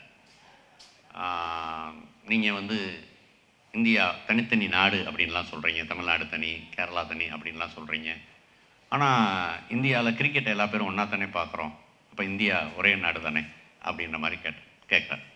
அப்போ அதுக்கு தியாக ஒரு பதில் சொல்லுவார், இந்த உலகம் ஒலிம்பிக்கு கூட ஒன்றா தான் பார்க்குது, அப்போ உலகம் பூரா ஒன்றுன்னு சொல்லிடலாமா அப்படின்னு கேட்பார். அப்போ நம்மகிட்ட தனித்தனியான அதாவது ஒன்றாக இருப்பதுன்றது எப்படி சாத்தியம்னா, நம்மளுடைய தனித்தன்மையை அங்கீகரிப்பதன் வழியாகத்தான் ஒன்றாக இருக்க முடியும். நம்முடைய வலுக்கட்டாயமாக ஒன்றாக இருக்க முடியாது. நம்மளுடைய அடையாளங்களை அழித்துக்கொண்டு நம்ம ஒன்றாக இருக்க முடியாது. அதான் அதனுடைய அடிப்படையான விஷயமே. இங்கே என்ன கோரப்படுது, திரும்ப திரும்ப திரும்ப இங்கே இருக்கக்கூடிய சிறுபான்மையினர், இன்னப்பிறர் எல்லாத்தையுமே அவர்களுடைய அடையாளங்களை அழித்துக்கொண்டு அவர்களை ஒன்றாக சொல்கிறார்கள். அது ஒரு பொழுதும் வலுக்கட்டாயமாக ஒன்றை நிறுவுவது அப்படி சாத்தியமில்லை. அப்படி ஒன்று உருவாகவே முடியாது. எல்லாருடைய வேறுபாடுகள், வித்தியாசங்கள், அவரவர்களுக்கு உண்டான தனித்தன்மைகள், அவரவருக்கு உண்டான கலாச்சார அடையாளங்கள், அவருக்கு உண்டான மொழி ரீதியான அடையாளங்கள் எல்லாவற்றையும் ஏற்றுக்கொள்வதன் வழியாக ஒரு ஒன்று உருவாக முடியும் என்றால் உருவாக முடியும். ஒரு பாரத விலாசன பழைய தமிழ் சினிமா ஒன்று இருக்குது. இந்தியாவில் இருக்கக்கூடிய எல்லா நேஷனாலிட்டியும் ஒரு வீட்டில் வாடகை குடியிருப்பாங்க. அப்படியெல்லாம் சாத்தியமில்லை. அப்படி குடியே இருக்க முடியாது. அது சும்மா படத்துக்கு அப்படி வந்து எடுப்பாங்க. அது அல்லாமல் பரஸ்பரம் ஒருவர் மதிப்பதன் வழியாக, என் பக்கத்தில் இருப்பவருடைய எல்லா விஷயங்களையும் நான் மதிப்பது, அதர்ஸை மதிக்கிறது தான் ரொம்ப முக்கியமான விஷயமே. இந்த உலகத்தில் இல்லாமல் போவது என்பது அதர்ஸை மதிக்காமல் போகுது. இந்த அதர்ஸை மதிக்காத இடம்ன்றது எங்கே உருவாகுதுன்னா, ப்ளூரல்னு ஒன்று இருக்கிறத நம்பாது தான். அவருக்கு ஒரு கலாச்சாரம், அவருக்கு ஒரு பண்பாடு, அவருக்கு ஒரு மொழி, அவருக்கு ஒரு கடவுள்னு ஒன்று இருக்கட்டும், அது இருக்கட்டும், ஒன்றும் பிரச்சனையே இல்லைன்ற ஒத்துக்கிற இடத்துல தான் இந்த உலகத்தில் வந்து ஒருமை என்ற ஒன்றுக்கு எதிரான பன்மையான இந்த உலகம் வந்து உருவாகுது. பாரதியுடைய ஒரு நல்ல வசன கவிதை ஒன்று உண்டு. பாரதியோட வசன கவிதையில் ஒரு கவிதை வரும். சிற்றரம்பை பார் எத்தனை சிறியது, அதற்குள்ளே சிற்றரம்பை பார் எத்தனை சிறியது, அதற்குள்ளே கை, கால், வாய், வயிறு எல்லா அவயங்களையும் கணக்காக வைத்திருக்கிறது. யார் வைத்தனர்? மகாசக்தி. அந்த உறுப்புகள் எல்லாம் நேராகவே தொழில் செய்கின்றன. எறும்பு உண்ணுகின்றது, உறங்குகின்றது, மனம் செய்து கொள்கிறது, குழந்தை பெறுகிறது, ஓடுகிறது, தேடுகிறது, போர் செய்கிறது, நாடு காக்கிறது. இதற்கெல்லாம் காற்றுதான் ஆதாரம். மகாசக்தி காற்றை கொண்டு நடத்தும் உயிர் விளையாட்டு. இரும்புக்கு இந்த உலகத்தில் இருக்கிறது என்றால் இரும்புக்கும் இருக்குது. இந்த இரும்புக்கும் நமக்கும் ஒன்றும் பெரிய வேறுபாடெல்லாம் கிடையாது. நம்ம ஒரு அகங்காரம் கொள்ள வேண்டியதில்லை. இரும்புக்கு உலகத்தில் என்ன உரிமையோ அதை தான் நமக்கான உரிமை. நான் மனிதன் மகத்தானவன்ற எந்த விதமான அகங்காரமும் கொள்ளவே முடியாது. நம்மளும் எறும்பும் எவ்வகையிலும் மாறுபாடு கிடையாது. அப்போ எறும்புக்கு அவ்வளவு இருக்கிறது என்றால் நம்மளுடைய சக மனிதர்களுக்கு எவ்வளவு உரிமைகளும் சுய அடையாளங்களும் இருப்பணுன்றதான் ரொம்ப ரொம்ப முக்கியமான விஷயம். சுற்றுச்சூழல்வாதிகள் எப்பயுமே ஒன்று சொல்லுவாங்க, இந்த உலகத்தை நம்மிடம் எப்படி இந்த உலகம் ஒப்படைக்கப்பட்டதோ அதே தன்மையில் திரும்ப நம்மளுடைய வருங்கால தலைமுறையிட ஒப்படைக்கணும் அப்படின்னு திரும்ப திரும்ப சொல்லுவாங்க. எவ்வளவு பசுமையாக நம்மளிடம் இந்த உலகம் ஒப்படைக்கப்பட்டதோ அதே தன்மையில் இந்த உலகத்தை மறுபடியும் ஒப்படைக்கணும்னு திரும்ப திரும்ப சுற்றுச்சூழல்வாதிகள் சொல்லுவாங்க. அவர்கள் பசுமையாக இந்த உலகத்தை ஒப்படைக்க வேண்டும் என்று சொல்வதற்கு நிகராக இந்த உலகத்தை பன்மையாகவும் ஒப்படைக்க வேண்டிய பொறுப்பு இருக்கிறது என்றே நான் சொல்ல விளைகிறேன். நன்றி, வணக்கம். மனிதர்களுடைய கடவுள் நம்பிக்கை என்பது, கடவுள் அப்படின்றது, கடவுள் நம்பிக்கை இதெல்லாம் எதிலிருந்து பிறக்குது அப்படின்னா, அடிப்படையாக மனிதர்களுக்கு எவையெல்லாம் புரியவில்லையோ, எவையெல்லாம் பயமுறுத்தியதோ அதிலிருந்து தான் மனிதர்களுக்கு, ஆதி மனிதர்களுக்கு அதையெல்லாம் வழிபட துவங்குகிறார்கள். தீ பயம், பாம்பு பயம், இதெல்லாம் அவங்களால புரிஞ்சுக்கிறவே முடியல. அப்போ அதையெல்லாம் மனிதர்கள் வழிபட தொடங்குகிறார்கள். அப்போ மனிதர்களுடைய ஒரு வழிபடுகின்ற விஷயம், கடவுள்ன்றதெல்லாம் கூட பின்னதாக வந்தது.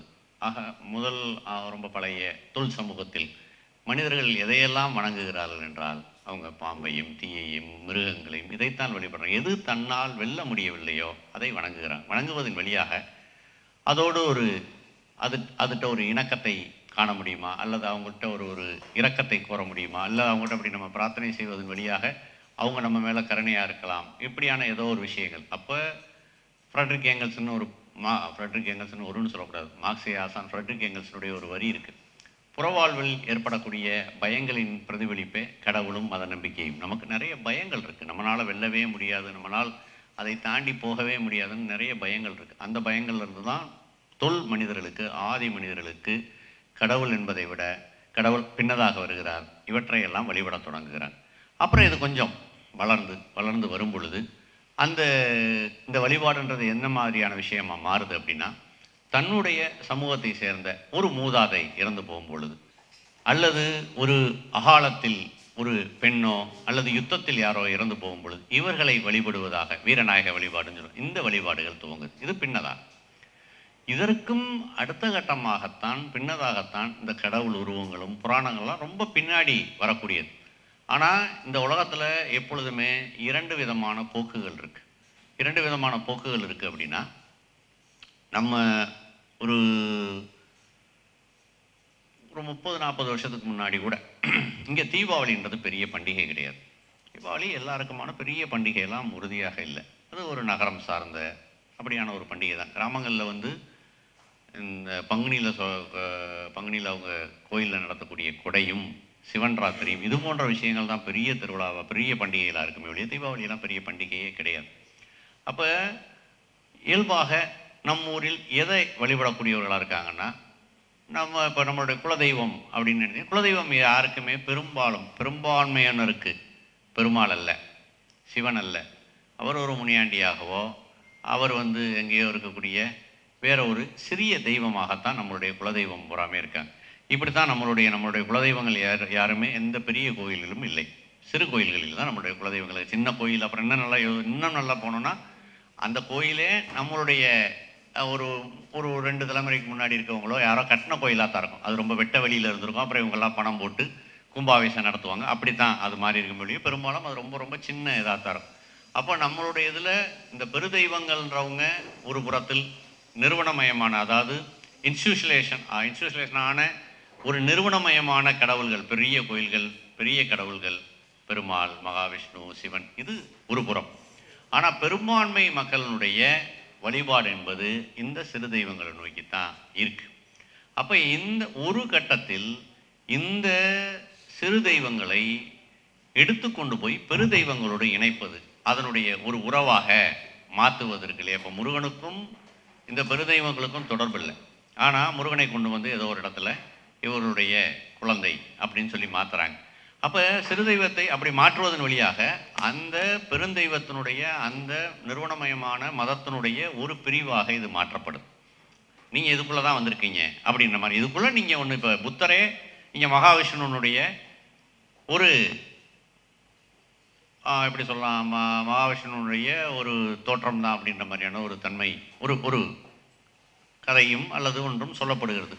அவர் இப்போ நிறைய பிறப்பு வந்து மகாவிஷ்ணு எடுத்தார். அதனுடைய ஒரு பிறப்பு தான் புத்தர்னு சொல்கிறாங்க. அப்படி அல்ல, அப்படி கிடையவே கிடையாது. புத்தர் தனியான அவர் ஒரு சாக்கிய நாட்டை சேர்ந்த அவர் ஒரு தத்துவத்தை கண்டுபிடிக்கிறார், அவர் ஒரு மதத்தை கண்டுபிடிக்கிறார், அவருக்குன்ற போதனைகள் இருக்குது. அவருக்கும் இந்து மதத்துக்கும் ஏதாவது தொடர்பு இருக்கானா? ஒரு பொழுதும் இல்லை. ஆனால் புத்தரையும் மகாவிஷ்ணுடைய ஒரு அம்சமாக சொல்வதுன்றது இருக்கானா? ஆமாம் இருக்குது. ஆனால் அது உண்மையானா இல்லை. அப்போ ஏன் இந்த சிறு தெய்வத்தையும் பெரு தெய்வத்தையும் இணைப்பதில் என்ன இருக்குன்னா, நான் அதுக்கு தான் சொன்னேன், இந்த ஒருமை பன்மைன்றதை பற்றி நம்ம என்னுடைய தலைப்பே பன்மையை மறுத்து ஒருமையாக்குவது. அப்படின்னா இங்கே ஆயிரக்கணக்கான கடவுள்கள் சிறு தெய்வங்கள் இருக்காங்க. இந்த சிறு தெய்வங்களை பூரா கொண்டு போய் ஒன்றுக்குள் அடைப்பது, அவருக்குள்ளே கொண்டு போய் அதை வந்து அடைக்கிறது. அப்போ இதை எதை நோக்கி கூட்டு போகுதுன்னா ஒருமையை நோக்கி கூட்டு போகுது. ஒன்று தான் இருக்குது, அந்த பெருசு தான். அந்த பெருசுக்கு கீழே இருக்கக்கூடிய சின்ன சின்ன ஆட்கள் தான் இவங்க அப்படின்னு. அப்படி இல்லவே இல்லை, அப்படி கிடையவே கிடையாது. இப்படி இப்படி பேசுவோமே நம்மளுடைய வீடுகள் எல்லாம். திடீர்னு கனவுல வந்து சாமி வந்து சொல்லிச்சு, எனக்கு வந்து படையல் கேட்டுச்சு, இல்லைன்னா ஏதாவது செய்ய சொல்லு. எங்கேயாவது கனவில் பெருமாள் வர்றாரான்னு கேட்குறேன். பெருமாள்லாம் வரவே மாட்டார். நம்ம வீடுகளில் என்ன நம்மளுடைய குலதெய்வம் வேணுமோ அவர் தான் வந்து எனக்கு வந்து படையல் கொடுக்கணும், இல்லை நேர்த்தி கொடுக்கணும், என் கோயிலுக்கு வந்து கும்பிட்டு ரொம்ப நாளாச்சு, என்ன பண்ணுறீங்கன்ற மாதிரிலாம் கேட்பாரே ஒழிய ஒரு பொழுதும் நம்மளுடைய கனவில் பெருமாளோ மற்றவர்களோ வருவதே இல்லை. அப்போ இந்த சிறு தெய்வம் தனியாக இருக்கக்கூடிய இந்த சிறு தெய்வத்தை இயல்பாக இருந்து கொண்டிருக்கக்கூடிய இந்த சமூகத்தினுடைய பெரும்பான்மை மக்களுடைய தெய்வமாக இருக்கக்கூடிய இந்த சிறு தெய்வத்தை எடுத்துக்கொண்டு போய் அந்த பெருந்தெய்வங்களோடு இணைத்து பெருந்தெய்வங்களுடைய தொடர்புடைய அவர்களுக்கு கீழானவர்கள் சொல்வது வழியாக மறுபடியும் இந்த பன்மைக்கு எதிரான ஒரு ஒருமை உருவாகுது. இதுதான் இந்த சிறுதெய்வ பெருதெய்வ வழிபாடு. கரிஷ்மா, நன்றி. சார், நீங்கள் வந்து சொன்னீங்க இந்த மாதிரி ஃபர்ஸ்ட் எல்லாம் வந்து மக்கள் வந்து குரூப்பாக இருந்தாங்க, கூட்டமாக இருந்தாங்கன்னு சொல்கிறீங்க. காலப்போக்கில் வந்து அவங்க வந்து பிரிஞ்சுட்டாங்க, குரூப்பாக இல்லாமல் தனித்தனியாக இருக்காங்கன்னு சொல்கிறீங்க. ஸோ அது ஏன், அதை பற்றி உங்களோட கருத்து என்ன சார்? மக்கள் இன்றைக்கும் கூட கூட்டமாக தான் இருக்கும். இப்போயும் கூட்டமாக, இங்கே கூட்டமாக தான் இருக்கும். இங்கே ஒரு 40 பேரோட தான் இருக்கும். நம்ம பேர் தூங்கும்போது தனியாக இருக்கும். ஆனால் சமூகத்தில் மனமாக நான் தனி. இப்போ வெஸ்டர்னுடைய சிக்கல் என்ன? வெஸ்டர்ன்றப்போ யூரோப்போ இல்லை அமெரிக்காவோ நகரங்கள் உருவாகுது. பெரிய 16ஆம் நூற்றாண்டு 17ஆம் நூற்றாண்டில் அங்கே தொழில் புரட்சி நடக்குது. தொழில் புரட்சியின் அடிப்படையில் கிராமங்களிலிருந்தும் சிறிய ஊர்களிலிருந்தும் நகரத்தை நோக்கி மனிதர்கள் வர்றாங்க. பெரிய ஃபேக்ட்ரிகள், மில், கம்பெனிஸ் வருது. அதுக்கு வேலை பார்க்குறதுக்காக வர்றாங்க. அப்போ இயல்பாக அவர்கள் ஊரை விட்டு வெளியேறி வரணும், இங்கே வரணும். அப்போ அங்கே வேலை பார்க்குறாங்க. வேலை பார்க்கும்போது வேலைக்கு போகணும், வரணும். அப்போ இயல்பாக அவங்க ஊரிலிருந்து, நம்மெல்லாம் இப்போ தான் வந்து நீங்களோ நானோ மதுரை மாதிரியான ஊரில் இருந்து இந்த 20ஆம் நூற்றாண்டில் தான் சென்னைன்ற ஒரு நகரத்துக்கு, சென்னையே பெரிய நகரம் இல்லை, பெரிய நகரத்தில் ஒப்பிட்டா இந்தியாவில் பம்பாய் ஒன்று தான் நகரம், மிச்சம் எல்லாமே சும்மா நகரம்னு நம்ம சொல்லிக்கிறோம், அவ்வளோதான். சென்னையெல்லாம் பெரிய நகரம்லாம் கிடையாது. இப்போ தான் அது கூட கொஞ்சம் வருஷத்துக்கு முன்னாடி சென்னையும் சின்ன ஊர். நாலாம் சின்ன பையனாக வந்து மொத்த கேக்கனர் நெசப்பாக்கத்தில் வயக்காடாகவே பார்த்துருக்கேன். ஒன்றுமே இருக்காது, வெறும் வயல்காடு தான். ஆக சென்னையெல்லாம் பெரிய நகரம் இல்லை. அங்கே பிரம்மாண்டமான நகரங்கள்லாம் 17ஆம் 18ஆம் நூற்றாண்டிலே வந்து தோன்ற ஆரம்பிக்குது. அப்போ மனிதர்கள் நகரங்களை நோக்கி வராங்க. நகரம்ன்றது என்ன? நீங்கள் வேலை பார்க்குற இடம் எங்கேயோ இருக்கும், நீங்கள் குடியிருக்க இடம் வேற எங்கேயோ இருக்கும். இங்கே நடக்குது சென்னையில். நீங்கள் எங்கேயோ ஒருத்தர் வேலை பார்க்குற, ஏன்னா வீடு வாடகைக்காக அவர் வேற எங்கேயோ போய் வீடை பிடிப்பார், பெரிய தூரம் இருக்கும். நகரம் என்ற சொல்லுக்கு ஒரு பொருள், வேற ஒரு பொருளை சொல்லணும். நகரம் என்றால் தனிமை. எங்கேயா நம்மளுடைய ஊரோட நம்மளுக்கு தொடர்பு இல்லை, உறவோடு தொடர்பு இல்லை. நம்ம வீடு எங்கேயோ இருக்குது, நம்ம வேலை பார்க்குறங்க இடம் எங்கேயோ இருக்குது, நம்ம கூட வேலை பார்க்குறவங்க மட்டும்தான் நமக்கு நண்பர்கள். இப்படி தான் நகரம் என்பது மனிதர்களுக்கு பெரிய தனிமையை கொடுக்கும்னா பெரிய தனிமையை கொடுக்கும். அப்போ மனிதர்களுக்கு தனிமையை எப்பொழுது மனிதர்கள் அனுபவிக்க ஆரம்பிக்கிறாங்க அப்படின்னா இந்த நகரம் வந்த பிறகு தானே. அதுக்கு முன்னாடி ஒரு ஊரில் இருந்தால் ஊரில் சொந்தக்காரங்க இருப்பாங்க, உறவுகள் இருப்பாங்க, அங்கே தான் இருப்பார். அப்போ அவருக்கு தனிமைன்றது குறைவு. இங்கே வரும்பொழுது அவருக்கு வேலை பார்க்குறவங்க மட்டும்தான் அவருக்குடைய நண்பர்கள். இப்படி தான் இருக்கும். அப்போ மனிதர்கள் வந்து தனித்தனியாக மாற்றப்படுவது இருக்கு இல்லையா, தனித்தனியாக மனமாக தனியாக. நான் என்னுடைய சொந்தங்களை பார்க்கணும்னா ஒரு கல்யாணத்துக்கு போனேன். ஏன் வந்து இப்பையும் பொங்கலுக்கு வந்து 10 லட்சம் பேர் சென்னையிலேருந்து கிளம்பி போகிறாங்கன்னா இன்னும் எல்லோருக்கும் ஊருக்கு போகணுன்றதுக்கான விருப்பம் இருக்குது, ஏக்கம் இருக்குது. அதனால தான் 10 லட்சம் பேர் பெரிய அளவில் இடம்பெயர்றாங்க. உலகத்திலேயே மிகப்பெரிய இடம்பெயர்வுன்றது எதை சொல்லுவாங்கன்னா, சீன புத்தாண்டின் பொழுது சீனர்கள் கிளம்பி அவங்க ஊர்களுக்கு போகிறத பற்றி சொல்லுவாங்க. அதுக்கு கொஞ்சம் குறைவானதாக கூட இருக்கலாம். ஆனால் இங்கே இவ்வளோ பெரிய கூட்டம் ஏன் 15 லட்சம் பேர் ஏன் போகிறாங்கன்னா அவர்கள் ஊர்கள் மீதான அவர்களுக்கு இருக்கக்கூடிய ஏக்கம், அதை தீர்த்து கொள்வதற்கு தான் போகிறாங்க. அப்போ இந்த மனிதர்கள் மனமாக ஒன்றாக இருந்ததுலேருந்து உடைந்து, இப்போ யோசிச்சு பாருங்க, நீங்கள் இங்கே படிக்கிறீங்க, இப்போ உங்கள் அண்ணன் எங்கேயோ ஒரு ஊரில் வேலை பார்ப்பார், இல்லை அக்கா எங்கேயோ இருப்பாங்க, யாருமே உங்கள் பக்கத்தில் இருக்கவே மாட்டாங்க, எங்கேயோ இருக்காங்க. அப்போ சிதறுண்ட தன்மைன்றது ஒன்று வருது. அப்போ சிதறுண்ட தன்மை வரும்பொழுது நீங்கள் மனமாக தனிமையாக உணர, பெங்களூருக்கு போயிடுறாங்க ஐடிக்கு, இல்லை அப்புறம் அதுலேருந்து யூஎஸ் போயிடுறாங்க, இப்படி ஒரு பக்கம். அப்புறம் வேலைக்காக ஏதோ ஒரு ஊருக்கு, வேலைக்காக எல்லா பேரும் பிழைப்பதற்காக எங்கெங்கேயோ ஓட வேண்டியிருக்கு. யாருமே தன்னுடைய சொந்த ஊரில் இருப்பதற்கு வாய்ப்பில்லை. நான் சினிமாவில் இருக்கேன், நான் 15 வருஷம் ஆச்சு என்னுடைய ஊரை தானே. என்னுடைய ஊருன்றது இப்போ அதுக்கு என்ன, எனக்கு என்ன துக்கமும் திருமணம், யாருடைய திருமணம் அதுக்கெல்லாம் நான் போக மாட்டேன், அதெல்லாம் வீண். ஏன்னா நான் என் கல்யாணத்துக்கு போனதே தப்புன்னு நினச்சிக்கிட்டு இருக்காது, அதனால் அடுத்தவங்க கல்யாணத்துக்குலாம் போகிறதில்ல, அதுக்கும் போகிறதில்ல. அப்போ துக்கத்திற்கு ரொம்ப தவிர்க்கவே முடியாத யாராவது இறந்து போயிட்டாங்கன்னா அதுக்கு போகிறது, இவ்வளவு தான். அப்போ எனக்கும் மதுரைக்குமான உறவுன்றது என்ன ஆயிடுச்சு, அம்மா இருக்காங்க, அம்மாவை போய் பார்க்கணும், அது ஒரு கடமையாக நான் செய்யணும். அப்போ எனக்கும் என் ஊருக்குமான தொடர்புன்றது, எனக்கும் மதுரைக்குமான தூரம்ன்றது 500 கிலோமீட்டர் மாத்திரம் அல்ல, அதை தாண்டி மனமாகவே நான் வேற ஒரு இடத்துக்கு வந்துட்டேன். அப்போ நான் இங்கே என்ன ஆகிறேன், தனியனாக. இந்த ஊரில் எனக்கு பெசநகர் எனக்கு என்ன இருக்குது, பெசநகர்ன்ற ஒரு இடத்துல நான் தனியாக இருக்கேன். நான் அப்புறம் இங்கே வந்து நான் படிப்பதன் வழியாக, எழுதுவதன் வழியாக எனக்கான ஒன்றை உருவாக்கி கொள்கிறேனே ஒழிய, இது நான் அப்படி உருவாக்க முடியும். இது அல்லாத ஒரு சாதாரணமாக இருக்கக்கூடிய ஒரு மனிதரை யோசிச்சு பார்த்தீங்கன்னா அவர் அப்படிலாம் உருவாக்கவே முடியாது. அவங்களுக்கு யார் இருப்பாங்க, அவருக்கு வேலை பார்க்குறவங்க மட்டும்தான், அவருக்கு கூட வேலை பார்க்குறவங்க மட்டும்தான் அவருக்கு நண்பர். இப்போ நீங்கள் ஊருனா எல்லாத்துக்கும் ஒருத்தரை பிடிச்சிடலாம், ஒரு வேலைக்கு ஒரு எலக்ட்ரிஷியனை கூப்பிடணும், ஒரு தெரிஞ்ச ஒரு இருப்பார், ஒரு பிளம்பராக, எல்லாத்தையும் கூப்பிட்டுடலாம். அப்போ மனித மனம் இப்படி நகரங்கள் உருவாகும் பொழுது தனிமையாக மாறுகின்றது. தனிமையாக தான் இருக்காங்க. நீங்கள் உங்களுக்கு உலக சினிமா பார்க்குற பழக்கமெல்லாம் இருந்துச்சுன்னா உலக சினிமாலாம் பாருங்கள். வேலை பார்த்துட்டு ஒரு மேட்ச் ஃபேக்ட்ரி கேர்ள்லாம் ஒரு படம் இருக்குது, ஃபால் அண்ட் லீவ்ஸ்னு ஒரு படம் இருக்குது பாருங்கள், மூவியில் இருக்கும். வேலை பார்த்துட்டு அந்த பொண்ணு அவங்க கம்பெனிலேருந்து வீட்டுக்கு திரும்பி வருவாங்க. அதுவே பயங்கரமான துயரமாக இருக்கும். நான்லாம் செத்து போயிடுவேன், அப்படிலாம் இருந்தேன்னா நிலம் உண்மையாகவே செத்து போயிடுவேன். அப்படியே பனி இப்படி விழுந்துருக்கும், தனியாக அந்த பொண்ணு நடந்து வந்து தார் ரூமை திறந்து, ஏதோ வந்து சூப்பர் மார்க்கெட்டில் தான் அங்கே தான் கிடைக்குமே வாங்கி அப்படியே வந்து அடுப்பில் வச்சு சாப்பிட்றதான், அப்படி சாப்பிடுவாங்க. தனிமை தனிமை தனிமை தனிமை, அப்படிப்பட்ட தனிமை வந்து இருக்குது. ஏன்னா அப்படி தான் அங்கே இருக்க முடியும். அப்போ இந்த தனிமை இது மனிதர்களை தனியாக, நான் தனி ஒற்றையாள்னு உணரும். இந்த ஒற்றையாள்னு உணரும் பொழுது நான் சொன்ன உதாரணம் தான், அந்த ஜப்பானில் இருக்கக்கூடிய தீவில் எப்படி மனிதர்கள் அவ்வளவு நீண்ட ஆயுள் கிடைக்குதுன்னா, நான் கூட்டமாக இருக்கேன், எனக்குன்னு ஒன்றுனா 10 பேர் இருக்காங்க அப்படின்ற ஒரு 50 பேர் இருக்காங்கன்றது மனிதர்களுக்கு தரக்கூடிய வலு இருக்கு இல்லையா, மன தெம்பு இருக்கு இல்லையா, அது இங்கே கிடைக்காது, ஒருத்தருக்கு கிடைக்காது. அதுதான் முக்கியம், நான் சொல்ல வர்றதே அதுதான்.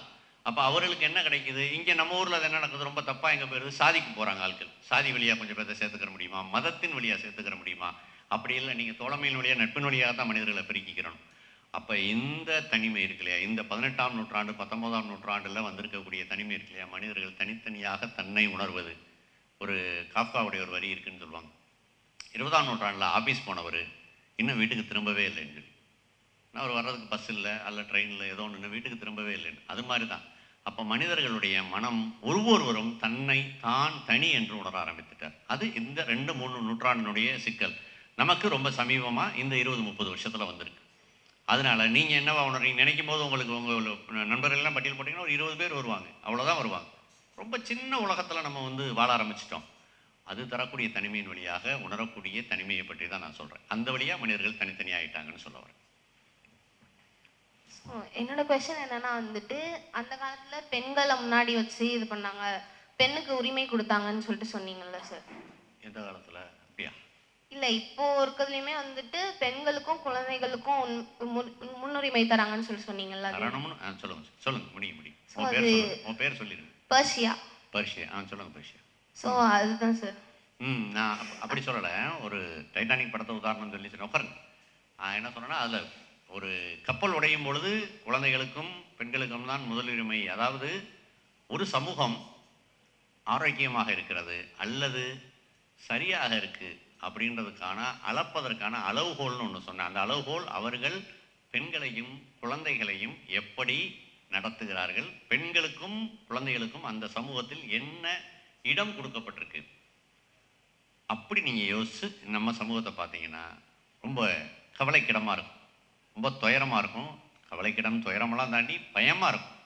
எனக்கு ஒரு பெண் குழந்தை இருக்காங்க, பயமாக தான் இருக்குது. எப்படிப்பட்ட உலகத்தில் கொண்டு போய் இதுக்குள்ளே இந்த சூதுவாது நிறைந்த இந்த உலகத்துக்குள்ளே நம்ம எப்படி அவங்கள வந்து உள்ளே அனுமதிக்கிறது, எப்படி அவங்களுக்கு தயார்படுத்துறது அப்படின்னு சொல்லி. அப்போ ஒரு சமூகத்தை அளவிடுவதற்கான அளவுகோல் அதுதான். அப்போ நான் வந்து பாசிட்டிவாக சொல்லலை, பாசிட்டிவாக நிச்சயமாக இல்லை. இந்த சமூகம் வந்து அப்படி குழந்தைகளுக்கான ஒரு பாதுகாப்பான ஒரு உலகமாக இருக்கா, பெண்களுக்கான அப்படிப்பட்ட பாதுகாப்பான உலகமாக இருக்கானா? இல்லை. டைட்டானிக் மாதிரி கப்பல் உடஞ்சா வேணால் மொதல் குழந்தைகளையும் பிள்ளைகளையும் காப்பாற்றலாம்னு சொல்கிறாங்க ஒழிய, அப்போ சமூகத்தில் தொடர்ந்து கப்பல் உடஞ்சிக்கிட்டே இருக்கணும், அப்படி இல்லை. அப்போ அந்த அளவுகோலின்படி பார்த்தோம்னா நம்ம ஊரில் அப்படி கிடையாது.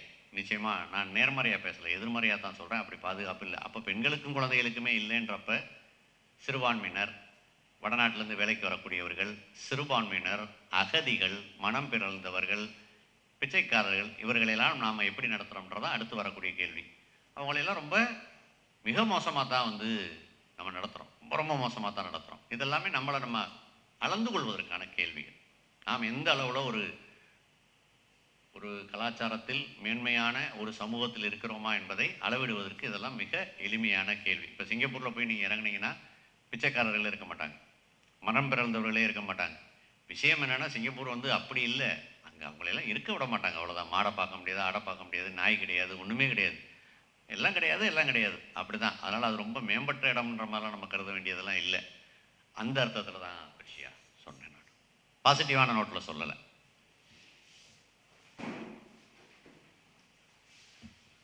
Good morning sir. உங்கள் பேர் சொல்லிடுங்க. கீர்த்தி ஜோதி சார். சொல்லுங்க. தமிழ்நாடு இந்தியாவில் வந்து நம்ம ஜாதி பன்முகத்தன்மையில் வந்து இருக்கோம் சார். லேடர் ஈக்குவாலிட்டியில் தான் வந்து கேஸ்ட் வந்து பார்க்கப்படுது. அதை வந்து ஈக்குவல் ஆக்கணும்னு தான் அரசு வந்து முயற்சி பண்ணுறாங்க. அந்த ஈக்குவாலிட்டி பற்றி நீங்கள் என்ன சார் நினைக்கிறீங்க? சாதி இந்தியாவுக்கான தனித்துவமான சிக்கல்களில் ஒன்று. வேற அது யூரோப்பில் இருக்கானா? இல்லை. இந்தியாவுக்கு வெளியில் எங்கேயாவது சில இடங்களில் இருக்கலாம். இப்படி இந்தியா, இலங்கை, நேபாளில் இருக்கலாம். இப்படி கொஞ்சம் இடங்களில் தெற்காசியாவில் இந்த மாதிரியான நாடுகளில் மட்டும்தான் இருக்குது. அப்போ சாதியை சாதி வேறுபாடுகளை கடப்பதற்கு அரசாங்கம் சில விஷயங்களை செய்வதாக சொல்கிறேன். செய்யுது, அரசாங்கம் சொல்லுது. நம்ம படித்த பாடப்புத்தகத்திலே முதல் வரியில் தீண்டாமை ஒரு குற்றம், தீண்டாமை ஒரு பாவச் செயல் இப்படின்லாம் போட்டிருப்பாங்க. ஆனால் கேள்வி என்னென்னா, இதன் வாயிலாக மாத்திரமே சாதியை கடந்து விட முடியுமா, அல்லது சாதிக்கு எதிரான ஒரு சமத்துவத்துக்கான பார்வையை கொண்டு வந்து விட முடியுமா அப்படின்னு கேட்டால் அதுக்கு நிறைய வேலை பார்க்கணும். நிறைய வேலை பார்க்கணும்னா இப்போ என்னுடைய உரை அதையும் ஒட்டியது தான் நான் சொல்கிறேன். ஏன்னா நீங்கள் பன்முகத்தன்மை அப்படின்னு பேசுனா எந்த சாதியும் மேலும் கிடையாது கீழும் கிடையாதுன்ற ஒரு சமத்துவ பார்வை வேணும். சாதியை கலைந்து ஒருவர் வருவது அப்புறம். முதல்ல அம்பேத்கருடைய ஒரு வரி இருக்குது, உனக்கு மேலும் உன்னை ஒடுக்குவதற்கு யாரும் இல்லை, நீ கீழே ஒடுக்குவதற்கு யாரும் இல்லை. இதுதான் அடிப்படையான விஷயம், தான் முதல் நிபந்தனை.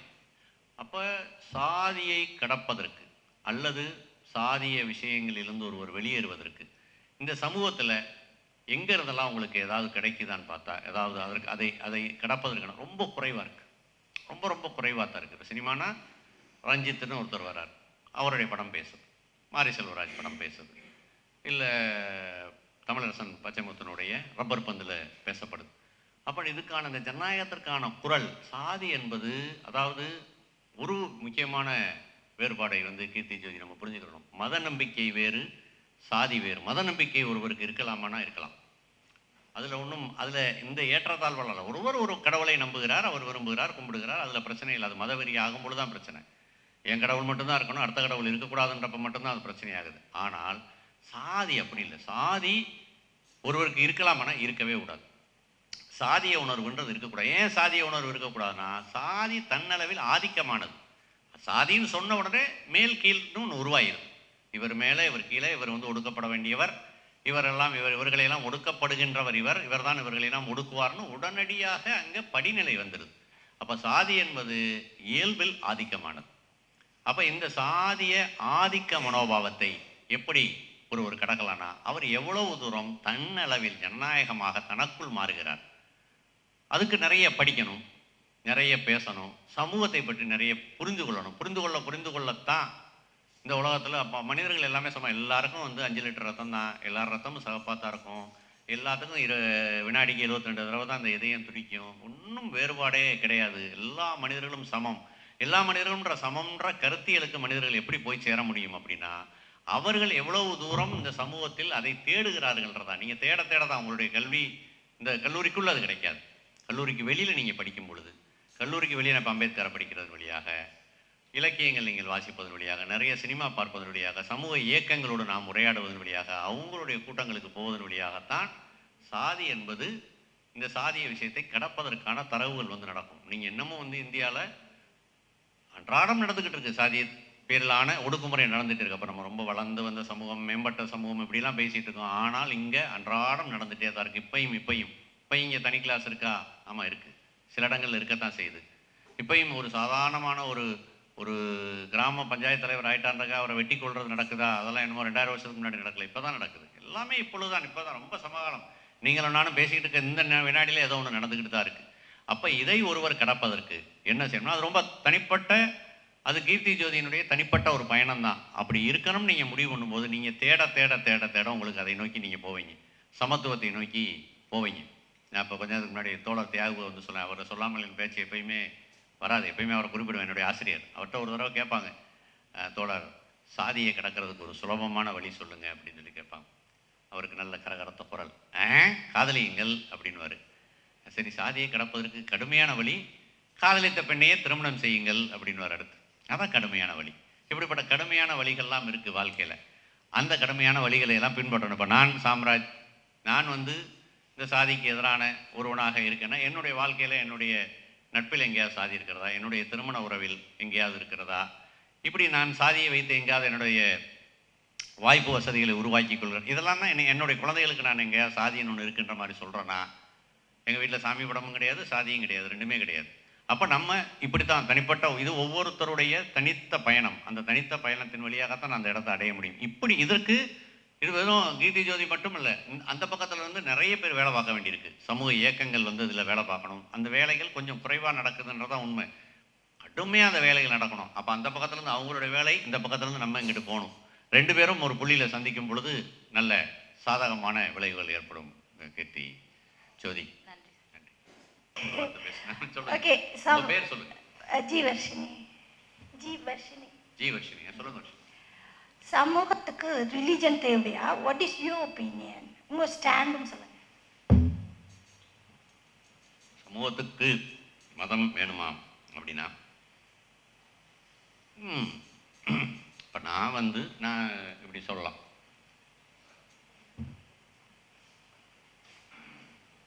சீன புரட்சியை நடத்தின மாசேதுங் என்கின்ற மாவோட்ட ஒரு தடவை கேட்பாங்க, நீங்கள் குழந்தையிலிருந்தே கடவுள் நம்பிக்கை அற்றவரா அப்படின்லாம் கேட்பாங்க. அப்போ மாவோ சொல்லுவார், இப்படியெல்லாம் கிடையாது, நான் நல்லா 10-12 வயசு வரைக்கும் சாமியெல்லாம் கும்பிட்டுருக்கேன். ஒருவேளை நான் உங்கள்கிட்ட சாமியெல்லாம் கும்பிடலேன்னு சொன்னால் உங்களுக்கு அப்படி சொல்லுவேன்னு நீங்கள் நினச்சிருக்கலாம். அப்படி சொல்வதின் வழியாக நான் சூப்பர் ஹீரோ ஆகிறேன், நான் பிறந்ததுலேருந்தே கடவுள் நம்பிக்கை இல்லாமல் பிறந்தேன். அப்படிலாம் யாருமே உலகத்தில் பிறக்கிறதே இல்லை. ஆனால் மதம் என்பது, சாதி மதம் வேறு. நம்ம ஏற்கனவே போன கேள்வியிலே அதை வந்து பார்க்குறோம். மதம், சாதி ரொம்ப மோசமானது, அருவருக்க தகுந்தது, கேவலமானது, அது வேறு. அதில் ஆதிக்கம் இருக்குது அடிப்படையாக. மதத்தில் ஆதிக்கமாக பின்னாடி அதை வேற சில பேர் மாற்றலாம், அது வேறு. ஆனால் மதம் என்பது மனிதர்களுக்கு எங்கே தேவைப்படுதுன்னா, இப்படி சொல்கிறேன், நீங்கள் சென்னையில் தானே இருக்கீங்க, நீங்கள் எந்த ஏரியாவில் இருக்கீங்க? நுங்க பார்ப்போம். போகிற வழியில் டாஸ்மாக்லாம் பார்த்துருக்கீங்களா? சரி, டாஸ்மாக் பார்த்துருக்கீங்க. டாஸ்மாகில் எவ்வளோ கூட்டம் இருக்குது? எப்போயுமே கூட்டம் இருக்குது. ஏன் இவ்வளோ கூட்டம் இருக்குது? ஏன் ரொம்ப அவங்கள வெறும் குடிகாரர்கள் அப்படியெல்லாம் சஃபரிங். அதான் சரி, சிவாஜி மாதிரி தான் சொன்னான். சஃபரிங். அந்த சஃபரிங் இருக்குல்ல, சஃபரிங் இருக்கனால தான் சும்மாவாக போய் குடிக்கிறாங்க. எல்லா பேருக்கும் வாழ்க்கையில் என்னென்னவோ துயரம் இருக்குது, கஷ்டம் இருக்குது. அந்த துயரத்தை ஆற்றிக்கொள்வதற்கு இப்போ நான் சாம்ராஜ், நான் படிப்பேன், இலக்கியம் படிப்பேன், கவிதை படிப்பேன், உலக சினிமா பார்ப்பேன், எனக்கு நிறைய நண்பர்கள் இருக்காங்க. இல்லை நான் போய் பெசனார் பீச்சில் கையை கட்டி உட்காந்து அதன் வழியாக ஆறுதல் அடைவேன். நான் ஆறுதல் அடைவதற்கு எனக்கு பல்வேறு வழிகள் வச்சுருக்கேன், என்னை ஆற்றுப்படுத்திக் கொள்வதற்கு. நீங்கள் பூனை வளர்ப்பீங்களா வர்ஷினி? பூனை வளர்த்துருக்கீங்களா? வளர்த்ததில்லை. பூனை என்ன பண்ணுன்னா, பூனைக்கு குளிக்கிற பழக்கம் கிடையாது. ஆனால் தன்னை சுத்தப்படுத்திக் கொள்வதற்கு ஒரு வழி இருக்குது. தன் நாக்காலேயே தன்னை நக்கி நக்கி தன்னை சுத்தப்படுத்திக் கொள்ளும். அப்போ நான் என்னுடைய காயங்களை ஆற்றிக்கொள்வதற்கு அல்லது என்னுடைய துயரங்களை ஆற்றிக்கொள்வதற்கு எனக்கு நிறைய வழிமுறைகள் இருக்குது. என்னுடைய படிப்பறையை விட்டு வெளியில் வராமல் நான் 5 வருஷம் கூட இருக்க முடியும். ஏன்னா அதுக்குள்ளே அவ்வளோ இருக்குது. 2000 புத்தகம் வச்சுருக்கேன், அவ்வளோ சினிமா வச்சுருக்கேன், அவ்வளோ பாடல் இருக்குது, எழுதுவதற்கு வேலை இருக்குது. நான் ரொம்ப மகிழ்ச்சியாக இருக்க முடியும். இது சாம்ராஜ். இலக்கியம் அறிந்த, கலை அறிந்த சாம்ராஜ். இது வேறு. இது அல்லாத மனிதர்கள். அவங்க என்ன செய்வாங்க? அவங்களுக்கு யாரும் போதிக்கலை நீங்கள் எப்படி இருக்கணும், யாருக்காவது போய் இலக்கியம் படிங்கன்னு யார் சொல்கிறதே இல்லையே. நீங்கள் வாழ்க்கையில் உங்களோட துயரத்தெல்லாம் மதுவின் வழியாகத்தான் தீர்க்கணும் இல்லை, உங்களுக்கு வேறு வழிமுறைகள் இருக்குது, கலை இருக்குது, கலையின் வழியாக வரலாம். கலைனா பெரிய பறந்துபட்டது. அதில் இசை, பாடல், நாடகம், நாடகம், நாவல், சிறுகதை, எவ்வளோ பெரியது, அவ்வளோ பெருசு இருக்குங்க. பயணம் இருக்குது, நிலப்பரப்புகள் இருக்குது, எவ்வளவோ விஷயத்தின் வழியாக நீங்கள் ஆறுதல் அடையலாம். அப்படின்னா அவங்களுக்கு யாருக்கும் சொல்வதற்கு யாரும் இல்லை. அவங்க தானாக அந்த உலகத்துக்கு வர்றாங்க, என்னமோ படிக்கிறாங்க, கஷ்டப்படுறாங்க, ஒரு வேலைக்கு போகிறாங்க, வேலை பார்க்குற இடத்துல முதலாளி திட்டுறாரு, வேலை கஷ்டமாக இருக்குது, வீட்டில் துயரமாக இருக்குது, வறுமை இருக்குது, பணம் பத்தலை, சென்னை மாதிரியான இதையெல்லாம் எப்படி தீர்த்து கொள்வது? குடிக்கிறான். ஒரு தமிழ் சினிமான புகழ்பெற்ற பாட்டு, குடிக்கிறான்னு குத்தம் சொல்லக்கூடாது, உண்மைதான். அவர்கள் பாவம், உண்மையாகவே பாவம். அப்போ இதனுடைய ஒரு நீட்சியாக நீங்கள் பார்த்தீங்கன்னா மனிதர்களுக்கு மதம் பெரிய ஆறுதலை தருது, பெரிய ஆறுதலை தருது.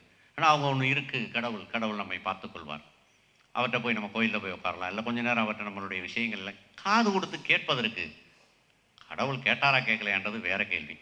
ஆனால் இருப்பதாக நம்புகிறாங்க. ஒரு மலையாளத்தில் பிராஞ்சியேட்டன் இந்த செயின்ட்னு ஒரு புகழ்பெற்ற படம் இருக்குது.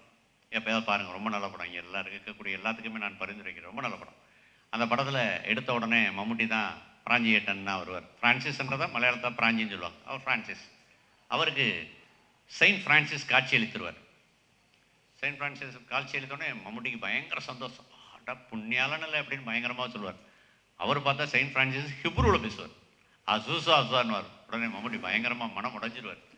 அப்போ புண்ணியாளனுக்கு மலையாளம் அறியலை, அப்போ இத்தனை காலம் மலையாளிகளுக்கு பிரார்த்திச்சதக்க வேஸ்டானு அப்படின்னு சொல்லுவார். அது என்ன சொல்கிறாரு? புண்ணியாளனுக்கு மலையாளம் தெரியாதா? ஐயோ, இப்போ இவ்வளோ காலம் மலையாளிகள் பூரா பிரார்த்தனை பண்ணது பூரா வீணா அப்படின்னு சொல்லி கேட்பார். உடனே அவர் மலையாளத்தில் பேசுவார். பிராஞ்சி அப்படின்னார். உடனே ஓ, புண்ணியாளனுக்கு மலையாளம் அறியலை.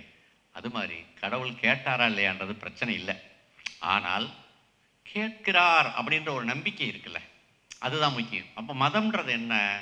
மனிதர்களுக்கு மிகப்பெரிய ஆறுதலே அற்ற, கார்ல் மார்க்ஸினுடைய புகழ்பெற்ற வழி இருக்கு, ஆன்மாவற்ற உலகத்தின் ஆன்மா, இதயமற்ற உலகத்தின் இதயம், ஒடுக்கப்பட்டவர்களின் பெருமூச்சு அப்படின்னு. மதத்துக்கு அப்படி ஒரு பாத்திரம் இருக்குன்னா, ஆமாம் இருக்கு. மனிதர்களை அது பயங்கரமாக ஆற்றுப்படுத்துது. குடிகாரர்கள் ஆக்காமல், தற்கொலை செய்து கொள்ளாமல், விரக்தி ஆகாமல், குற்றம் செய்ய விடாமல், எவ்வளோ விஷயத்துலேருந்து அவங்கள காப்பாற்று. எல்லாரையும் காப்பாற்றுதா இல்லை, ஆனால் மதம் மனிதர்களை ஆற்றுப்படுத்தி வைத்திருக்கிறது. அந்த உலகம் இன்னைக்கு இருக்கிறதுக்கு இப்படி குறைந்தபட்சம் ஒரு ஒழுங்கோடு இருப்பதற்கு மதத்துக்கு ஒரு பங்கு இருக்குன்னா, ஆமாம் இருக்குது, அதில் ஒரு சந்தேகம் கிடையாது. ஆனால் அது போதாது, அது வேற. அப்போ மதம் வேணுமா? மதம் தேவையாக இருக்கு. அவங்க கேள்வி மதம் என்ன பண்ணுது? மதம் என்னுடைய ஒப்பீனியனில் மதம் எனக்கு நான் கடந்து வந்துட்டேன், வேற விஷயம். ஆனால் எல்லாருக்குமே உங்களுக்கெல்லாம் தேவையில்லைன்னு சொல்ல மாட்டேன். அவங்கள மெதுவாக கூட்டிகிட்டு வரணும், பண்ணணும். ஆனால் அதனால் பெரிய அபாயம் ஒன்றும் இல்லை. ஒருத்தர் மதத்தின் மீது ஒரு மதத்தை பின்பற்றுவதில் எந்த அபாயம் இல்லை. அது மத வெறியாகும் பொழுது தான் சிக்கல். நான் மாத்திரம் இருக்கணும், மற்றவங்களாம் இருக்கவே கூடாது.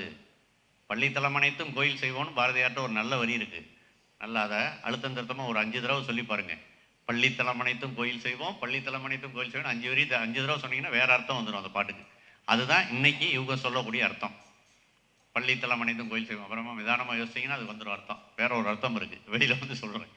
அப்போ மதம் மனிதர்களுக்கு ஆறுதலை தருகிறது. மதம் நம்ம திடீர்னு மதத்தை நீங்கள் இன்னைக்கு பிடிங்கிடுறோன்னு வச்சுக்கோங்க. ஒரு சுற்றுச்சூழலில் ஒரு நல்ல வரி இருக்குது, ஒரு கவிதை இருக்குது. நீங்கள் ஒரு மரத்தை பூமியிலிருந்து பிடுங்கும் பொழுது அங்கு ஒரு ஆழமான துளையை விட்டு செல்கிறீர்கள்னு ஒரு வரி இருக்குது, ஒரு கவிதை. அப்போ நீங்கள் மதத்தை ஒரு தடவை பிடுங்கிடலாம். சரி, பிடுங்கிட்டு அங்கே என்ன வைக்க போகிறோம்னு வைக்கலைன்னா ரொம்ப சிக்கல். அது ரொம்ப பெரிய துளை.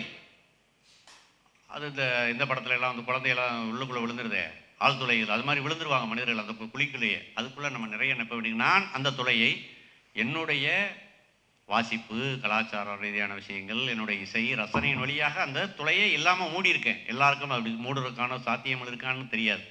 அப்போ அது வரைக்கும் மதம் இந்த உலகத்திற்கு வேண்டி இருக்கானா? ஆமாம், உறுதியாக வேண்டியிருக்கு. மத வெறி அல்ல, மதம் ஒரு பாத்திரத்தை ஆற்றிக்கொண்டு இருக்கிறது, வேண்டியிருக்கு. அதில் ஒரு சந்தேகமும் இல்லை, தேவைப்படுது. சார், இப்போ நம்ம தனிமையாக போகிறாங்க, போகிறாங்க அப்படின்னு பேசணும் இல்லையா? ஸோ எனக்கு ஒரு வேளை இண்டிவிஜுவாலிட்டி அந்த தனித்துவத்தை காட்டுவதற்காக தனிமையை தேடி போகிறாங்களா? தனிமை தனித்துவம் இது ரெண்டுத்தையும் புரிந்து கொள்ளாமல் இப்போ பெரும்பாலான படத்தில் கூட நம்ம பார்க்குறோம். ஒருத்தர் வந்து நான் யாருன்னு காட்டுறேன் அப்படின்றதுக்காக தனியாக போவாங்க, நான் தனியாக போய் சாதிச்சு காட்டுறேன் அப்படின்னு. ஸோ அந்த தனித்துவத்தையும் தனிமையாக போகிறதையும் மக்கள் புரிந்து கொள்ளலையா? உங்கள் பேர் சொல்லுங்க. கரிஷ்மா. சாரி கரிஷ்மா. சரி, ஒரு காசி ஆனந்தனுடைய ஒரு கவிதை இருக்கு, நிறைவாகும் வரை தனியாயிரு அப்படின்னு ஒரு கவிதை இருக்கு. நீங்கள் ஒரு காரியத்தை செய்யணும் அப்படின்னு சொன்னால் அதற்கு எனக்கு ஒரு தனிமை வேண்டியிருக்கு. இன்னும் எப்படி புரிஞ்சுக்கிறோமே, நம்மளுடைய மரபில் தவம்னு ஒன்று இருக்குது. தவம்னா என்ன?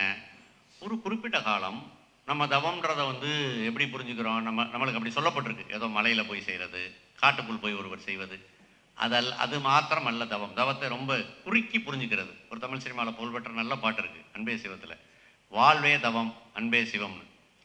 இந்த வாழ்க்கையில் நீங்கள் ஒரு காரியத்தை தீவிரமாக செய்ய நினைக்கிறீங்க, அதுக்குள்ளே நான் ரொம்ப நிபுணத்துவம் பெற விரும்புகிறேன், அதை நான் ரொம்ப ஆழமாக கற்றுக்கிற விரும்புகிறேன்னா நீங்கள் எல்லாவற்றிலிருந்தும் கொஞ்ச காலம் துண்டித்து கொள்ள வேண்டியிருக்கும்னா ஆமாம், உறுதியாக அப்படி தான் செய்ய வேண்டியிருக்கும். நான் தீவிரமாக படிக்கணும்னு சொன்னால் நான் கொஞ்சம் என்னுடைய நேரத்தை நான் காப்பாற்றிக்கிறத தான் செய்யணும். என்னை பார்க்க இன்றைக்கி சாயங்காலம் ஒருத்தர் வரேன்னு சொன்னார்னா நான் ரொம்ப எப்படி அதை நான் கையாளுவேன்னா, 7 மணிக்கு வராருன்னா, ஏன்னா நிறைய பேருக்கு என்னென்னா வரவே மாட்டாங்க, வந்துட்டால் போகவே மாட்டாங்க.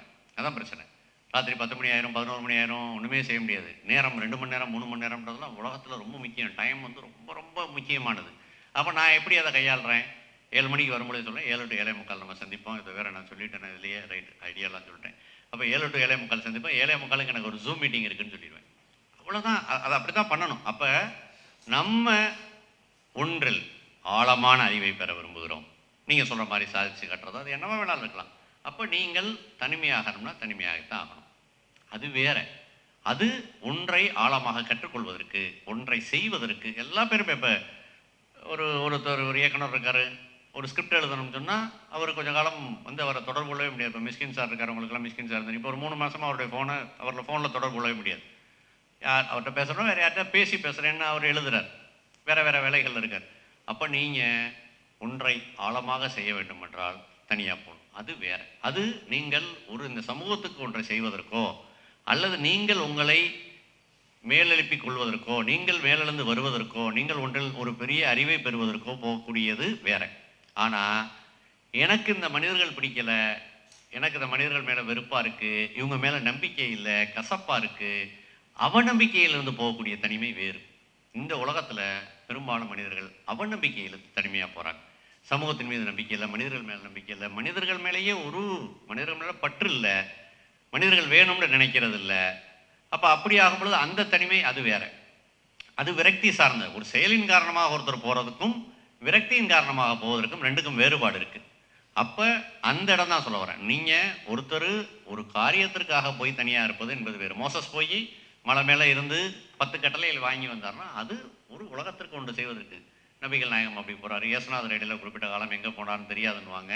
எல்லாருக்குமே இருக்கும், எல்லாரும் அப்படி தான் செய்வாங்க. தவம் என்பதை நீங்கள் அதெல்லாம் பெரிய மேம்பட்ட மனிதர்கள் செய்தது. ஆனால் தவம் என்பதை நீங்கள் காற்றிற்குள் போவதோ மலைக்குள் போவதோ அல்ல. நம்மளுடைய அன்றாட வாழ்க்கையிலே தவம் இருக்குது.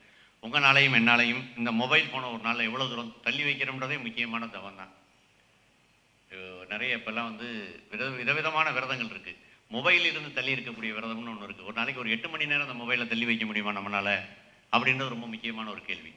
அப்போ நம்ம அப்படிப்பட்ட ஒரு நாளுக்குள்ளேயே நாம் தனிமைப்பட்டு நம்மளுடைய காரியங்களை செய்து கொள்வது அவங்கிறத பெற முடியும். இப்போ நான் படிக்கணும்னா ஒரு 4 மணி நேரம் அதுக்கு ஒதுக்கணும் இல்லையா, இல்லைன்னா பண்ணவே முடியாது. அப்போ அந்த தனிமை வேறு, விரக்தியின் வழியாக வரக்கூடிய தனிமை வேறு. இந்த சமூகத்துக்கு பிடித்திருக்கக்கூடிய வியாதி விரக்தியினால் வரக்கூடிய தனிமை. ஏன்னா அவங்க எதையுமே படிக்கலை. இப்போ குடிகாரர்களுக்கு சொன்னதே தான் இவங்களுக்கும் பொருந்தும். அவங்க படிக்கிறது இல்லை, பயணம் போகிறதில்ல, பாட்டு கேட்கறது இல்லை, சமூகத்தில் என்ன நடந்துக்கிட்டு இருக்குன்னு ஒரு பேப்பர் கூட படிக்கிறது இல்லை. அப்போ அவங்களுக்கு என்ன வரும்? இயல்பாகவே எனக்கு தற்கொலை செய்து கொண்டு போகிறவங்களை பார்க்கும்போதெல்லாம் ரொம்ப ஆச்சரியமாக இருக்குது. ஏன் சாகணும் இந்த உலகத்தை? அந்த மனிதன் வாழ்வதற்கு 1000 காரணம் இருக்குது. இந்த உலகத்தில் எவ்வளவோ காரணம் இருக்குது. எவ்வளோ வாழலாம், சந்தோஷமாக வாழலாம். ஒரு பாட்டை கேட்டுகிட்டே ஒருத்தன் வாழ்ந்துட முடியாதா? அவன் இலக்கியம்லாம் படிக்க வேணாம், வெறும் சினிமா பாடலை கேட்டுட்டு ஒருத்தன் வாழ முடியாதா? வாழ முடியும், சந்தோஷமாக வாழ முடியும். அப்போ ஏன் செத்து போகிறாங்க? எதையுமே அவங்க வாழ்க்கையில் பெறலைன்றப்போ அவங்களுக்கு ஒன்றுமே இல்லைன்னு தோணுது. ஆக இந்த ரெண்டையும் வேறுபடுத்தி பார்க்க வேண்டியிருக்கு. ஒரு செயலாற்றுவதற்காக நீங்கள் போகக்கூடிய தனிமை என்பது அது தவம். இது கொஞ்சம் சிக்கல். அப்படித்தாங்க கரிஷ்மா. இல்லை, இப்போ கூட்டமாக வாழ்கிறது அந்த இது பேசிட்டு இருந்தீங்க. இப்போ இன்னொரு பக்கம் அது ஏற்படுத்துகிற ஒரு ப்ரெஷர், இது அதோட எக்ஸ்டென்ஷன் தான். இப்போ கரிஷ்மா கேட்டதோட எக்ஸ்டென்ஷன் தான். இப்போ இண்டிவிஜுவாலிட்டி பற்றி பேசிகிட்டு இருக்கோம். அது நம்ம ஊரில் ஒருத்தர் வந்து ஒரு ஒரு தனிப்பட்ட நபராக அவருக்கு ஒரு சிந்தனை இருக்கும், அவருக்குன்னு ஒரு வாழ்க்கை இருக்கும் அப்படின்னு புரிஞ்சுக்க. இப்போ ஃபார் எக்ஸாம்பிள், இப்போ நிறைய அம்மாக்களுக்கே வந்து பையன் எவ்வளோ வயசானாலும் பையன்தான் அப்படின்னு சொல்லி அவங்க ஒரு ப்ரெஷர் க்ரியேட் பண்ணுவாங்க வீட்டிலே. நாங்கள் சொல்கிற பேச்சு தான் கேட்கணும் அப்படின்ற மாதிரி. ஸோ அது வந்து அது ரிலீஜனாக இருக்கட்டும், காஸ்ட் இப்படின்னு ஒரு ப்ரெஷரும் க்ரியேட் ஆகுது இல்லையா? அது மேபி பசங்களுக்கு வந்து அந்த கான்ஃப்ளிக்ட், அந்த இண்டிவிஜுவாலிட்டி அண்ட் ஒரு கம்யூனிட்டியாக சேர்ந்து வாழ்கிற ஒரு தேவையும் இருக்குது. அட் த சேம் டைம் ஒரு தனித்துவத்தை இது பண்ணணுன்ற ஒரு இது இருக்குது. ஸோ அந்த கான்ஃப்ளிக்ட் பற்றி கொஞ்சம் உங்களோட வியூஸ். நன்றி விஜய். இப்போ நான் பாரதியார் கவிதை ஒன்று சொன்னேன், 30 கோடி முகமுடையாள் அப்படின்னு ஒரு வரி சொன்னேன். இங்கே இருக்கக்கூடிய எல்லா பேத்துக்குமே, நீங்கள், நான், எனக்கு தெரிந்த என்னுடைய நண்பர் விஜய், கரிஷ்மா அல்லது கீர்த்தனா, ஜோதி, வர்ஷினி இல்லையா அவங்க பேர், எல்லா பேருக்கும் ஒரு தனித்துவமான முகம் இருக்குன்னா தனித்துவமான முகம் இருக்குது. அதில் ஒன்றும் சந்தேகமே இல்லை. அதை கண்டறியணும், கண்டுபிடிக்கணும். அதுக்கு தான் உங்களுக்கு ரொம்ப மறுபடியும் வலியுறுத்தி சொல்வது, கலை என்பது அதற்கு தான் உங்களை வந்து ரொம்ப உதவும். கலையின் வழியாக நான் யார், அது ஃபிலாசபியாக மட்டும் ஃபிலாசபி படிப்பதன் வழியாக மட்டும் நான் யாரை கண்டுபிடிக்கணும்னு இல்லை, கலையின் வழியாகவும் கண்டுபிடிக்கலாம். நிறைய நீங்கள் படிக்க நான் யாராக இருக்கேன் அப்படின்ற ஒன்று உருவாகும். அப்போ நம்மை நாம் கண்டறிவது என்பது ரொம்ப முக்கியமானது. அதே நேரத்தில் இங்கே வேறொரு நான் வந்து முன்வைக்கப்படுது. அப்புறம் இந்த நான் ஒன்று இருக்கு, அந்த நானுக்கான வரலாறே ரொம்ப சமீபமாக தான். நீங்கள் ஒரு 2 நூற்றாண்டுக்கு முன்னாடி வரைக்கும் சமூகத்தில் எல்லா செயல்களும் கூட்டாகத்தான் நிகழ்த்தப்பட்டன. ஒரு நபர் அப்படின்னு ஒன்று இல்லை, எல்லாம் கூட்டமாக செய்கிறாங்க, கூட்டமாக ஜெயிக்கிறாங்க. நான் இதை செஞ்சிட்டேன் அப்படின்ற விஷயமே ரொம்ப பின்னாடி தான் வருது, ரொம்ப பின்னாடி. ஒரு 100 வருஷம் இருக்குமா தமிழ் சமூகத்துலலாம், ஒரு 100, 200, 150 வருஷத்துக்குள்ளே தான் நான் இதை செய்தேன் அப்படின்ற கிளைம் வர ஆரம்பிக்கிறது. இந்த நான் இதை செய்தேன்ற வர இடம் இருக்குல்ல, அதில் ஒரு முக்கியமான சிக்கல் என்ன வந்துடுதுன்னா, நான் இதனை செய்தேன்ற வர்றப்ப அதே பெருமிதம் ஒன்றில் தோற்கும் பொழுது நான் இதில் தோற்றேன்றதன் அடிப்படையிலும் பெரிய டிப்ரெஷன் வருது. இந்த நான்ன்றது ரொம்ப முக்கியமான விஷயம். இன்னொரு இதில் ஏன் இதை நான் அவ்வளோ அழுத்தி சொல்கிறேன்னா, சாம்ராஜ் அப்படின்ற ஒரு நபர் இங்கே உங்கள் முன்னாடி பேசிகிட்டு இருக்கேன்னா, ஆயிரக்கணக்கான எழுத்தாளர்களை வாசித்து எத்தனையோ பேருடைய உரைகளை கேட்டு தான் இங்கே வந்து நான் நிற்கிறேன். சுயம்புலிங்கம்னு ஒன்று கிடையவே கிடையாது. நம்ம ஊரில் ரொம்ப திரும்ப ஒன்று சொல்லப்படுது, சுயம்புலிங்கம். அப்படி உலகத்தில் ஒன்று கிடையாது. சுயம்புலிங்கம்னு ஒரு சாமி வேணா இருப்பார். ஒரு மனிதன் யார் ஒருவனும் நான் மாத்திரமே இதை கண்டுபிடித்தேன் அப்படியெல்லாம் இல்லவே இல்லை. நான் எத்தனையோ பேருடைய மொழியை கடந்து வந்து இங்கே உங்கள் முன்னாடி நான் பேசிகிட்டு இருக்கேன். அப்போ இந்த தன்மை வந்துருச்சு அப்படின்னா, நான் செய்கிற காரியத்துக்கு நான் மாத்திரமே இல்லை, நான் தான் சாம்ராஜ் வந்து அப்படி ஒரு பெரிய உரையை எழுதிட்டேன்னு நான் பெருமிதப்பட முடியாது. நான் இந்த நாவல் எழுதிட்டேன்னு, என்னுடைய நாவலை எழுதுவதற்கு எனக்கு 50 எழுத்தாளர்கள் என் கையை பிடிச்சி எழுத வச்சுருக்காங்க. ஏன்னா அவ்வளோ பேரை படிச்சுட்டு தான் நான் எழுதவே வந்திருக்கேன். அப்போ இங்கே ஒரு சுயம்ன்ற பேரில் நான் தான் சொல்லுவேன். அந்த சுயம்ன்ற பேர் என்னென்னா, அந்த தன்னம்பிக்கை நூல்கள் அல்லது வீட்டிலிருந்து வரக்கூடிய எதிர்பார்ப்புகள், இதெல்லாம் நீ ஒன்று செய்யணும். அது என்ன, நீ வெற்றிகரமானவனாக இருக்கணும். நீ வெற்றிகரம்ன்றது என்ன, இவங்க சொல்லக்கூடிய வெற்றிக்கான அளவுகள் என்ன? நிறைய பணம் சம்பாதிப்பது, வேலைக்கு போகுது, வேற ஒன்றுமே இல்லை. யாராவது எந்த வீட்லையாவது எந்த பெற்றோரையாவது, தம்பி இல்லைன்னா மகனே மகளே நீ கலைஞனாக போ, நீ சினிமா எடுக்க போ, அல்லது நீ ஒரு இசையமைப்பாளனாக மாறுன்னு யாரை சொன்னா யோசிச்சு பாருங்க. ஒருத்தர்கிட்ட யாரும் சொன்னதில்லை. இந்த இவர் தான் சொன்னார், நல்லா இருந்துச்சு. தமிழரசன் பச்சைமுத்து இந்த படம் எடுக்க போகிறப்ப அவங்க அம்மாட்ட சொன்னேன்னு சொல்லி ஒரு நேர்காணலில் சொல்லுவார். அம்மா நான் படத்துக்கு போகலான் இருக்கேன், படம் அப்படியோட அப்பா வரதுக்குள்ளே போயிட்டு வந்துடுறாங்க. அவங்க நம்ம சினிமா பார்க்க போகிறதான்னு நினச்சிட்டாங்க, அவர் படமே எடுக்க போகிறார். அப்போ யாரையுமே இங்கே கலைஞர்களாகுங்க, இல்லை உனக்கு பிடித்த ஓவியன் ஆகணுமா ஆகு, பயணியாக அப்படின்னு யாரும் சொல்கிறதே இல்லை. இங்கே மறுபடியும் சொல்லப்படுவது ஒன்று தான், பணம் சம்பாதிக்கிறதுக்கான வழிமுறை என்னவோ அதை செய். நிறைய பணம் சம்பாதிக்கணும், அமெரிக்கா போகணும், அப்பார்ட்மெண்ட் வாங்கணும், கார் வாங்கணும். பொருளாதார வெற்றி மாத்திரமே இங்கு வெற்றியாக ஒத்துக்கொள்ளப்படுது, அது அல்ல. அப்போ இந்த பக்கத்தில் இந்த சமூகத்தில் சொல்லப்படுகின்ற சுயத்துக்கு இப்படி ஒரு பெரிய சிக்கல் இருக்கு. நான் சொல்லுகின்ற சுயம் என்பது வேறொரு சுயம். அந்த சுயம் நான் சாம்ராஜை கண்டறியக்கூடிய சுயம். அப்போ இந்த 2 சுயத்துக்கும் முரண் இருக்கு. இவங்க சொல்லக்கூடிய சுயம் என்பது வெறும் பொருளாதார அளவுகோல் கொண்ட சுயம். நான் சொல்லக்கூடிய சுயம் என்பது மனிதர்களை கண்டறிவதற்கான சுயம். அப்போ இந்த அம்மாக்கள் சொல்வது, அப்பாக்கள் சொல்வது, சித்தப்பாக்கள் சொல்வது எல்லாம் நிராகரிச்சிடலாம்னா தாராளமாக நிராகரிச்சிடலாம். எங்கள் சித்தப்பா மதுரையில் இருக்கார். அவர் மதுரையில் இப்போ மணி அப்போ தான் 1:30 மணிக்கு சாப்பிடுவார். சாப்பிடும்போது என்னைக்காவது சாம்பாருக்கும் ரசத்துக்கும் நடுவில் இந்த சாம்ராஜ்யம் ஒருத்தன் போனானே நாசமாக போயிட்டானான்னு கேட்பார். அதுக்காக என் வாழ்க்கையை நான் மாற்றிக்கிறேனுமா? நான் எனக்கு பிடித்த மாதிரி தான் வாழ்வேன். எனக்கு விருப்பம் மாதிரி எனக்கு என்னவோ, எனக்கு கலைஞனாக இருக்க பிடித்திருக்கு, எனக்கு எழுத்துலையும் சினிமாலையும் இருக்கிறது பிடித்திருக்கு, அதுக்குண்டான விலையை நான் கொடுக்குறேன். அது அப்போ என்னுடைய சுயம், நானே உருவாக்கி கொண்ட சுயம். இதில் பொருளாதாரம்லாம் கிடையாது. எனக்கு இப்படி இருக்க பிடிச்சிருக்கு. அப்போ இந்த 2 சுயத்துக்குமான வேறுபாடு இருக்குன்னு நினைக்கிறேன் விஜய். இவங்க சொல்லக்கூடிய சுயம் என்பது அம்மாக்கள் முன்வைக்கக்கூடிய சுயம், பொருளாதார ரீதியான ஒரு சுயமாக இருக்குது. அவங்க திரும்ப அதை தான் சொல்கிறாங்க நம்மகிட்ட. இப்போ எங்கள் அம்மாவுக்கு எங்கள் அண்ணன் அமெரிக்காவில் இருக்கான், சாஃப்ட்வேரில் இருக்கான், சிகாகோவில் இருக்கான், 4 நூற்றாண்டாக இருக்கான்.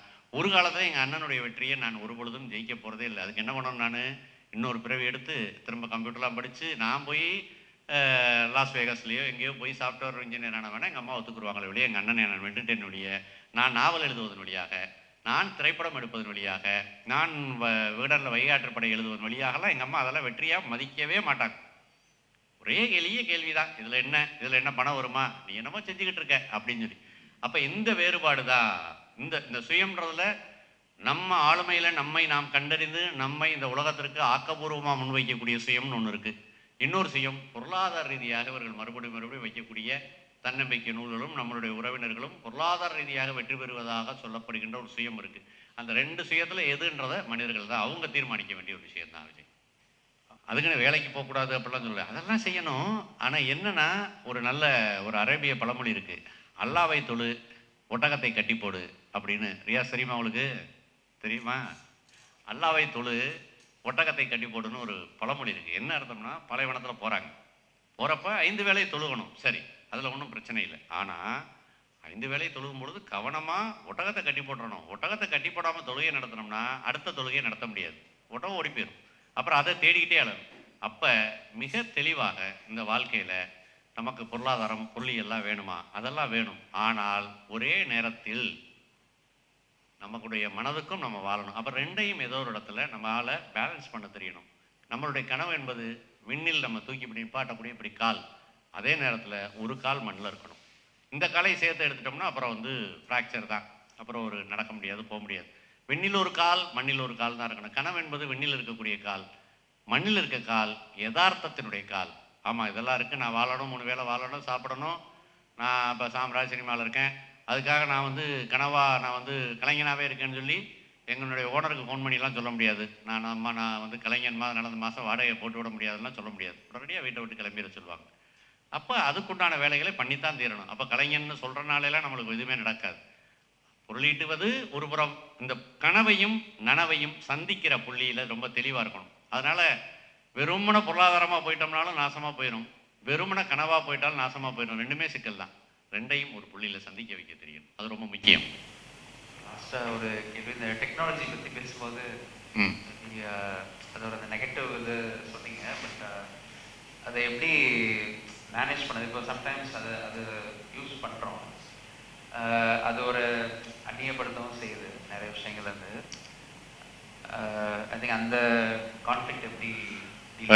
மொபைல் இருக்குது, என்னுடைய பையில் இருக்குது, மொபைல் என்கிட்ட இருக்குது, என்னையும் மொபைல் பாடாப்படுத்துது, அதெல்லாம் உண்மைதான். ஆனால் இந்த தொழில்நுட்பம் என்பது எப்படி வைத்துக்கொள்ளலாம்னு நான் நினைக்கிறேன்னா, இல்லை யாருக்கா நாய்க்குட்டி வளர்க்குற பழக்கம் இருக்கா? நாய்க்குட்டி இருந்துச்சுன்னா யாருக்கு இருக்குது நாய்க்குட்டி? யார் வச்சுருக்கா? ரைட். என்ன பண்ணுவீங்க? அதை வாக்கிங் எப்போ கூப்பிட்டு போவீங்க?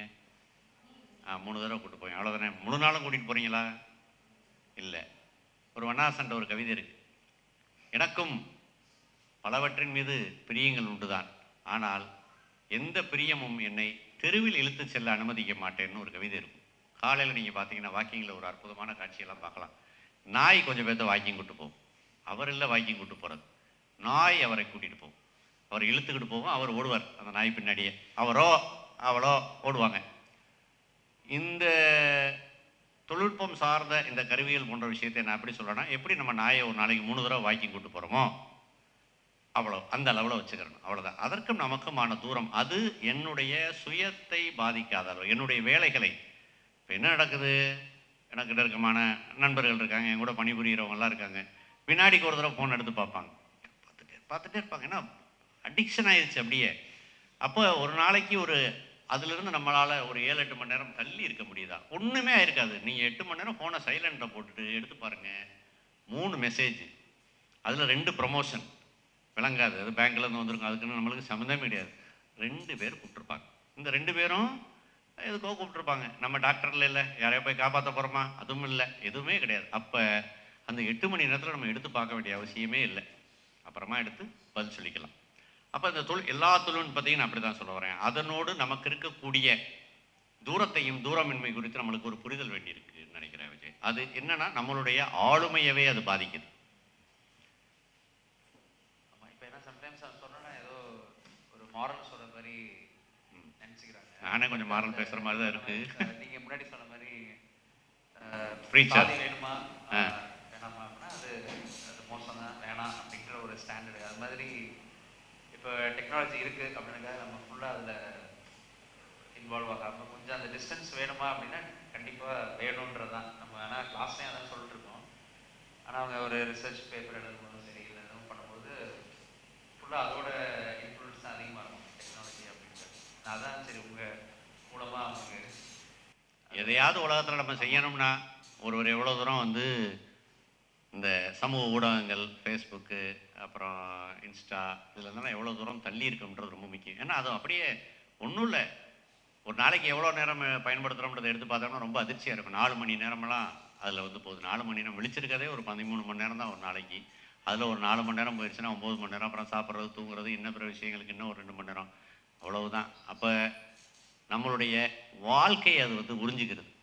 அதை கட்டுப்பாட்டில் யாராவது ஒருவர் எந்த துறையில் சாதிக்க வேண்டும் என்றாலும் அவர் இந்த சமூக ஊடகங்களிலிருந்தும் இந்த கைபேசியிலிருந்தும் எவ்வளவு தூரம் தள்ளி நிற்கிறாரோ அதை பொறுத்து தான். ரொம்ப எளிமை. ஒரு நாளைக்கு நீங்கள் 300 பக்கம் படிக்கணும்னா நீங்கள் உங்களோட மொபைல்லேருந்து தள்ளி இருந்தால் தான் படிக்க முடியும், இல்லைன்னா படிக்கவே முடியாது, வாய்ப்பே இல்லை, முடியவே முடியாது.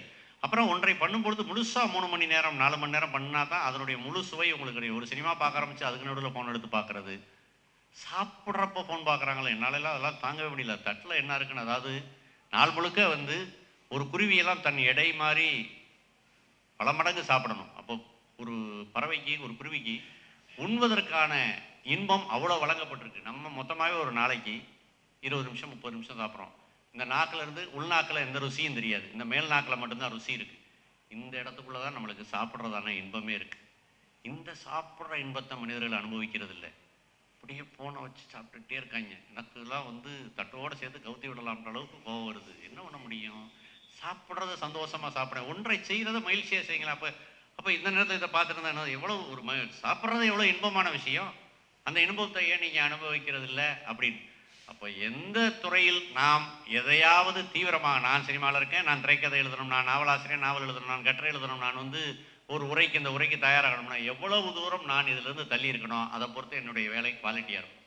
இல்லைன்னா அது எங்கேயோ தரம் குறைந்தது தான், மிக உறுதியாக அப்படி தான் நான் நம்புகிறேன். விஜய், தேங்க்ஸ். வேறு எதுவும் கொஸ்டின்ஸ்? No questions. யாருக்காக கேட்கணுமா? கேட்க தயங்கமாக இருந்தால் கேட்டுருங்க.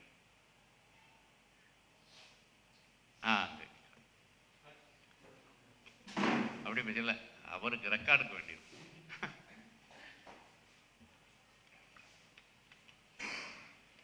இவங்க ஒரு கேள்வி இவங்க ஒரு டாபிக் பத்தி பேசிட்டாங்க, மதத்தை பத்தி. எனக்கு இல்லை, மற்றவங்களுக்கா? மதத்தை பத்தி. ஆனா அந்த மதத்தினுடைய அடிப்படையே ஜாதியா இருக்கும்போது, இல்ல அதை டூலா அவங்க யூஸ் பண்ணி அதை ப்ரொபகேண்டா பண்ணும்போது அதனுடைய விளைவுகள் இல்ல அதை எப்படி பாக்குறீங்க? ஏன்னா மதம்ங்கிறது முக்கியம், ஆனா அதை பேஸ் பண்ணி தான் இந்த ஜாதிங்கிறதே விரிவடையுது அப்படிங்கிற மாதிரி எனக்கு ஒரு யோசனை. அதை இல்லை, உங்கள் பேர் சொல்லுங்கள். ஜெனிஃபர். நல்ல கேள்வி தாங்க ஜெனிஃபர். அதாவது இது நான் சொன்ன ஸ்டேட்மெண்ட்டை கொஞ்சம் இன்னும் விரிச்சுக்கலாம். ஒரு இஸ்லாமிய மதத்தின் மீதோ கிறிஸ்தவ மதத்தின் மீதோ இந்த கேள்வியை நம்ம எழுப்ப முடியாது. அங்கே சாதி இல்லை. அது இங்கே வரும்பொழுது சாதியாக மாறுது. இப்போ ராஜீவ் கௌதம்னு ஒரு ஆய்வாளர் இருக்கார், அவர் சொல்வார், கிறிஸ்தவ மதம் என்பது இங்கு கோட்டு சூட்டு போட்ட இந்து மதம் தான், இருக்கக்கூடிய எல்லா சாதியுமே அதை ஏற்றுக்கிறது. அப்படி தான் இயேசுநாதர் இந்தியாவில் இன்னொரு முறை சாதி என்னும் சிலுவையில் அறையப்பட்டார். அது நடக்கும், அது வேற. அப்போ நீங்கள் சொல்கிறது சரிதான். இந்து மதம் என்பது இங்கு சாதிக்கான அடித்தளத்தை, அது நியாயத்தை, கருத்தியல் நியாயத்தை இந்து மதம் தான் வழங்குது.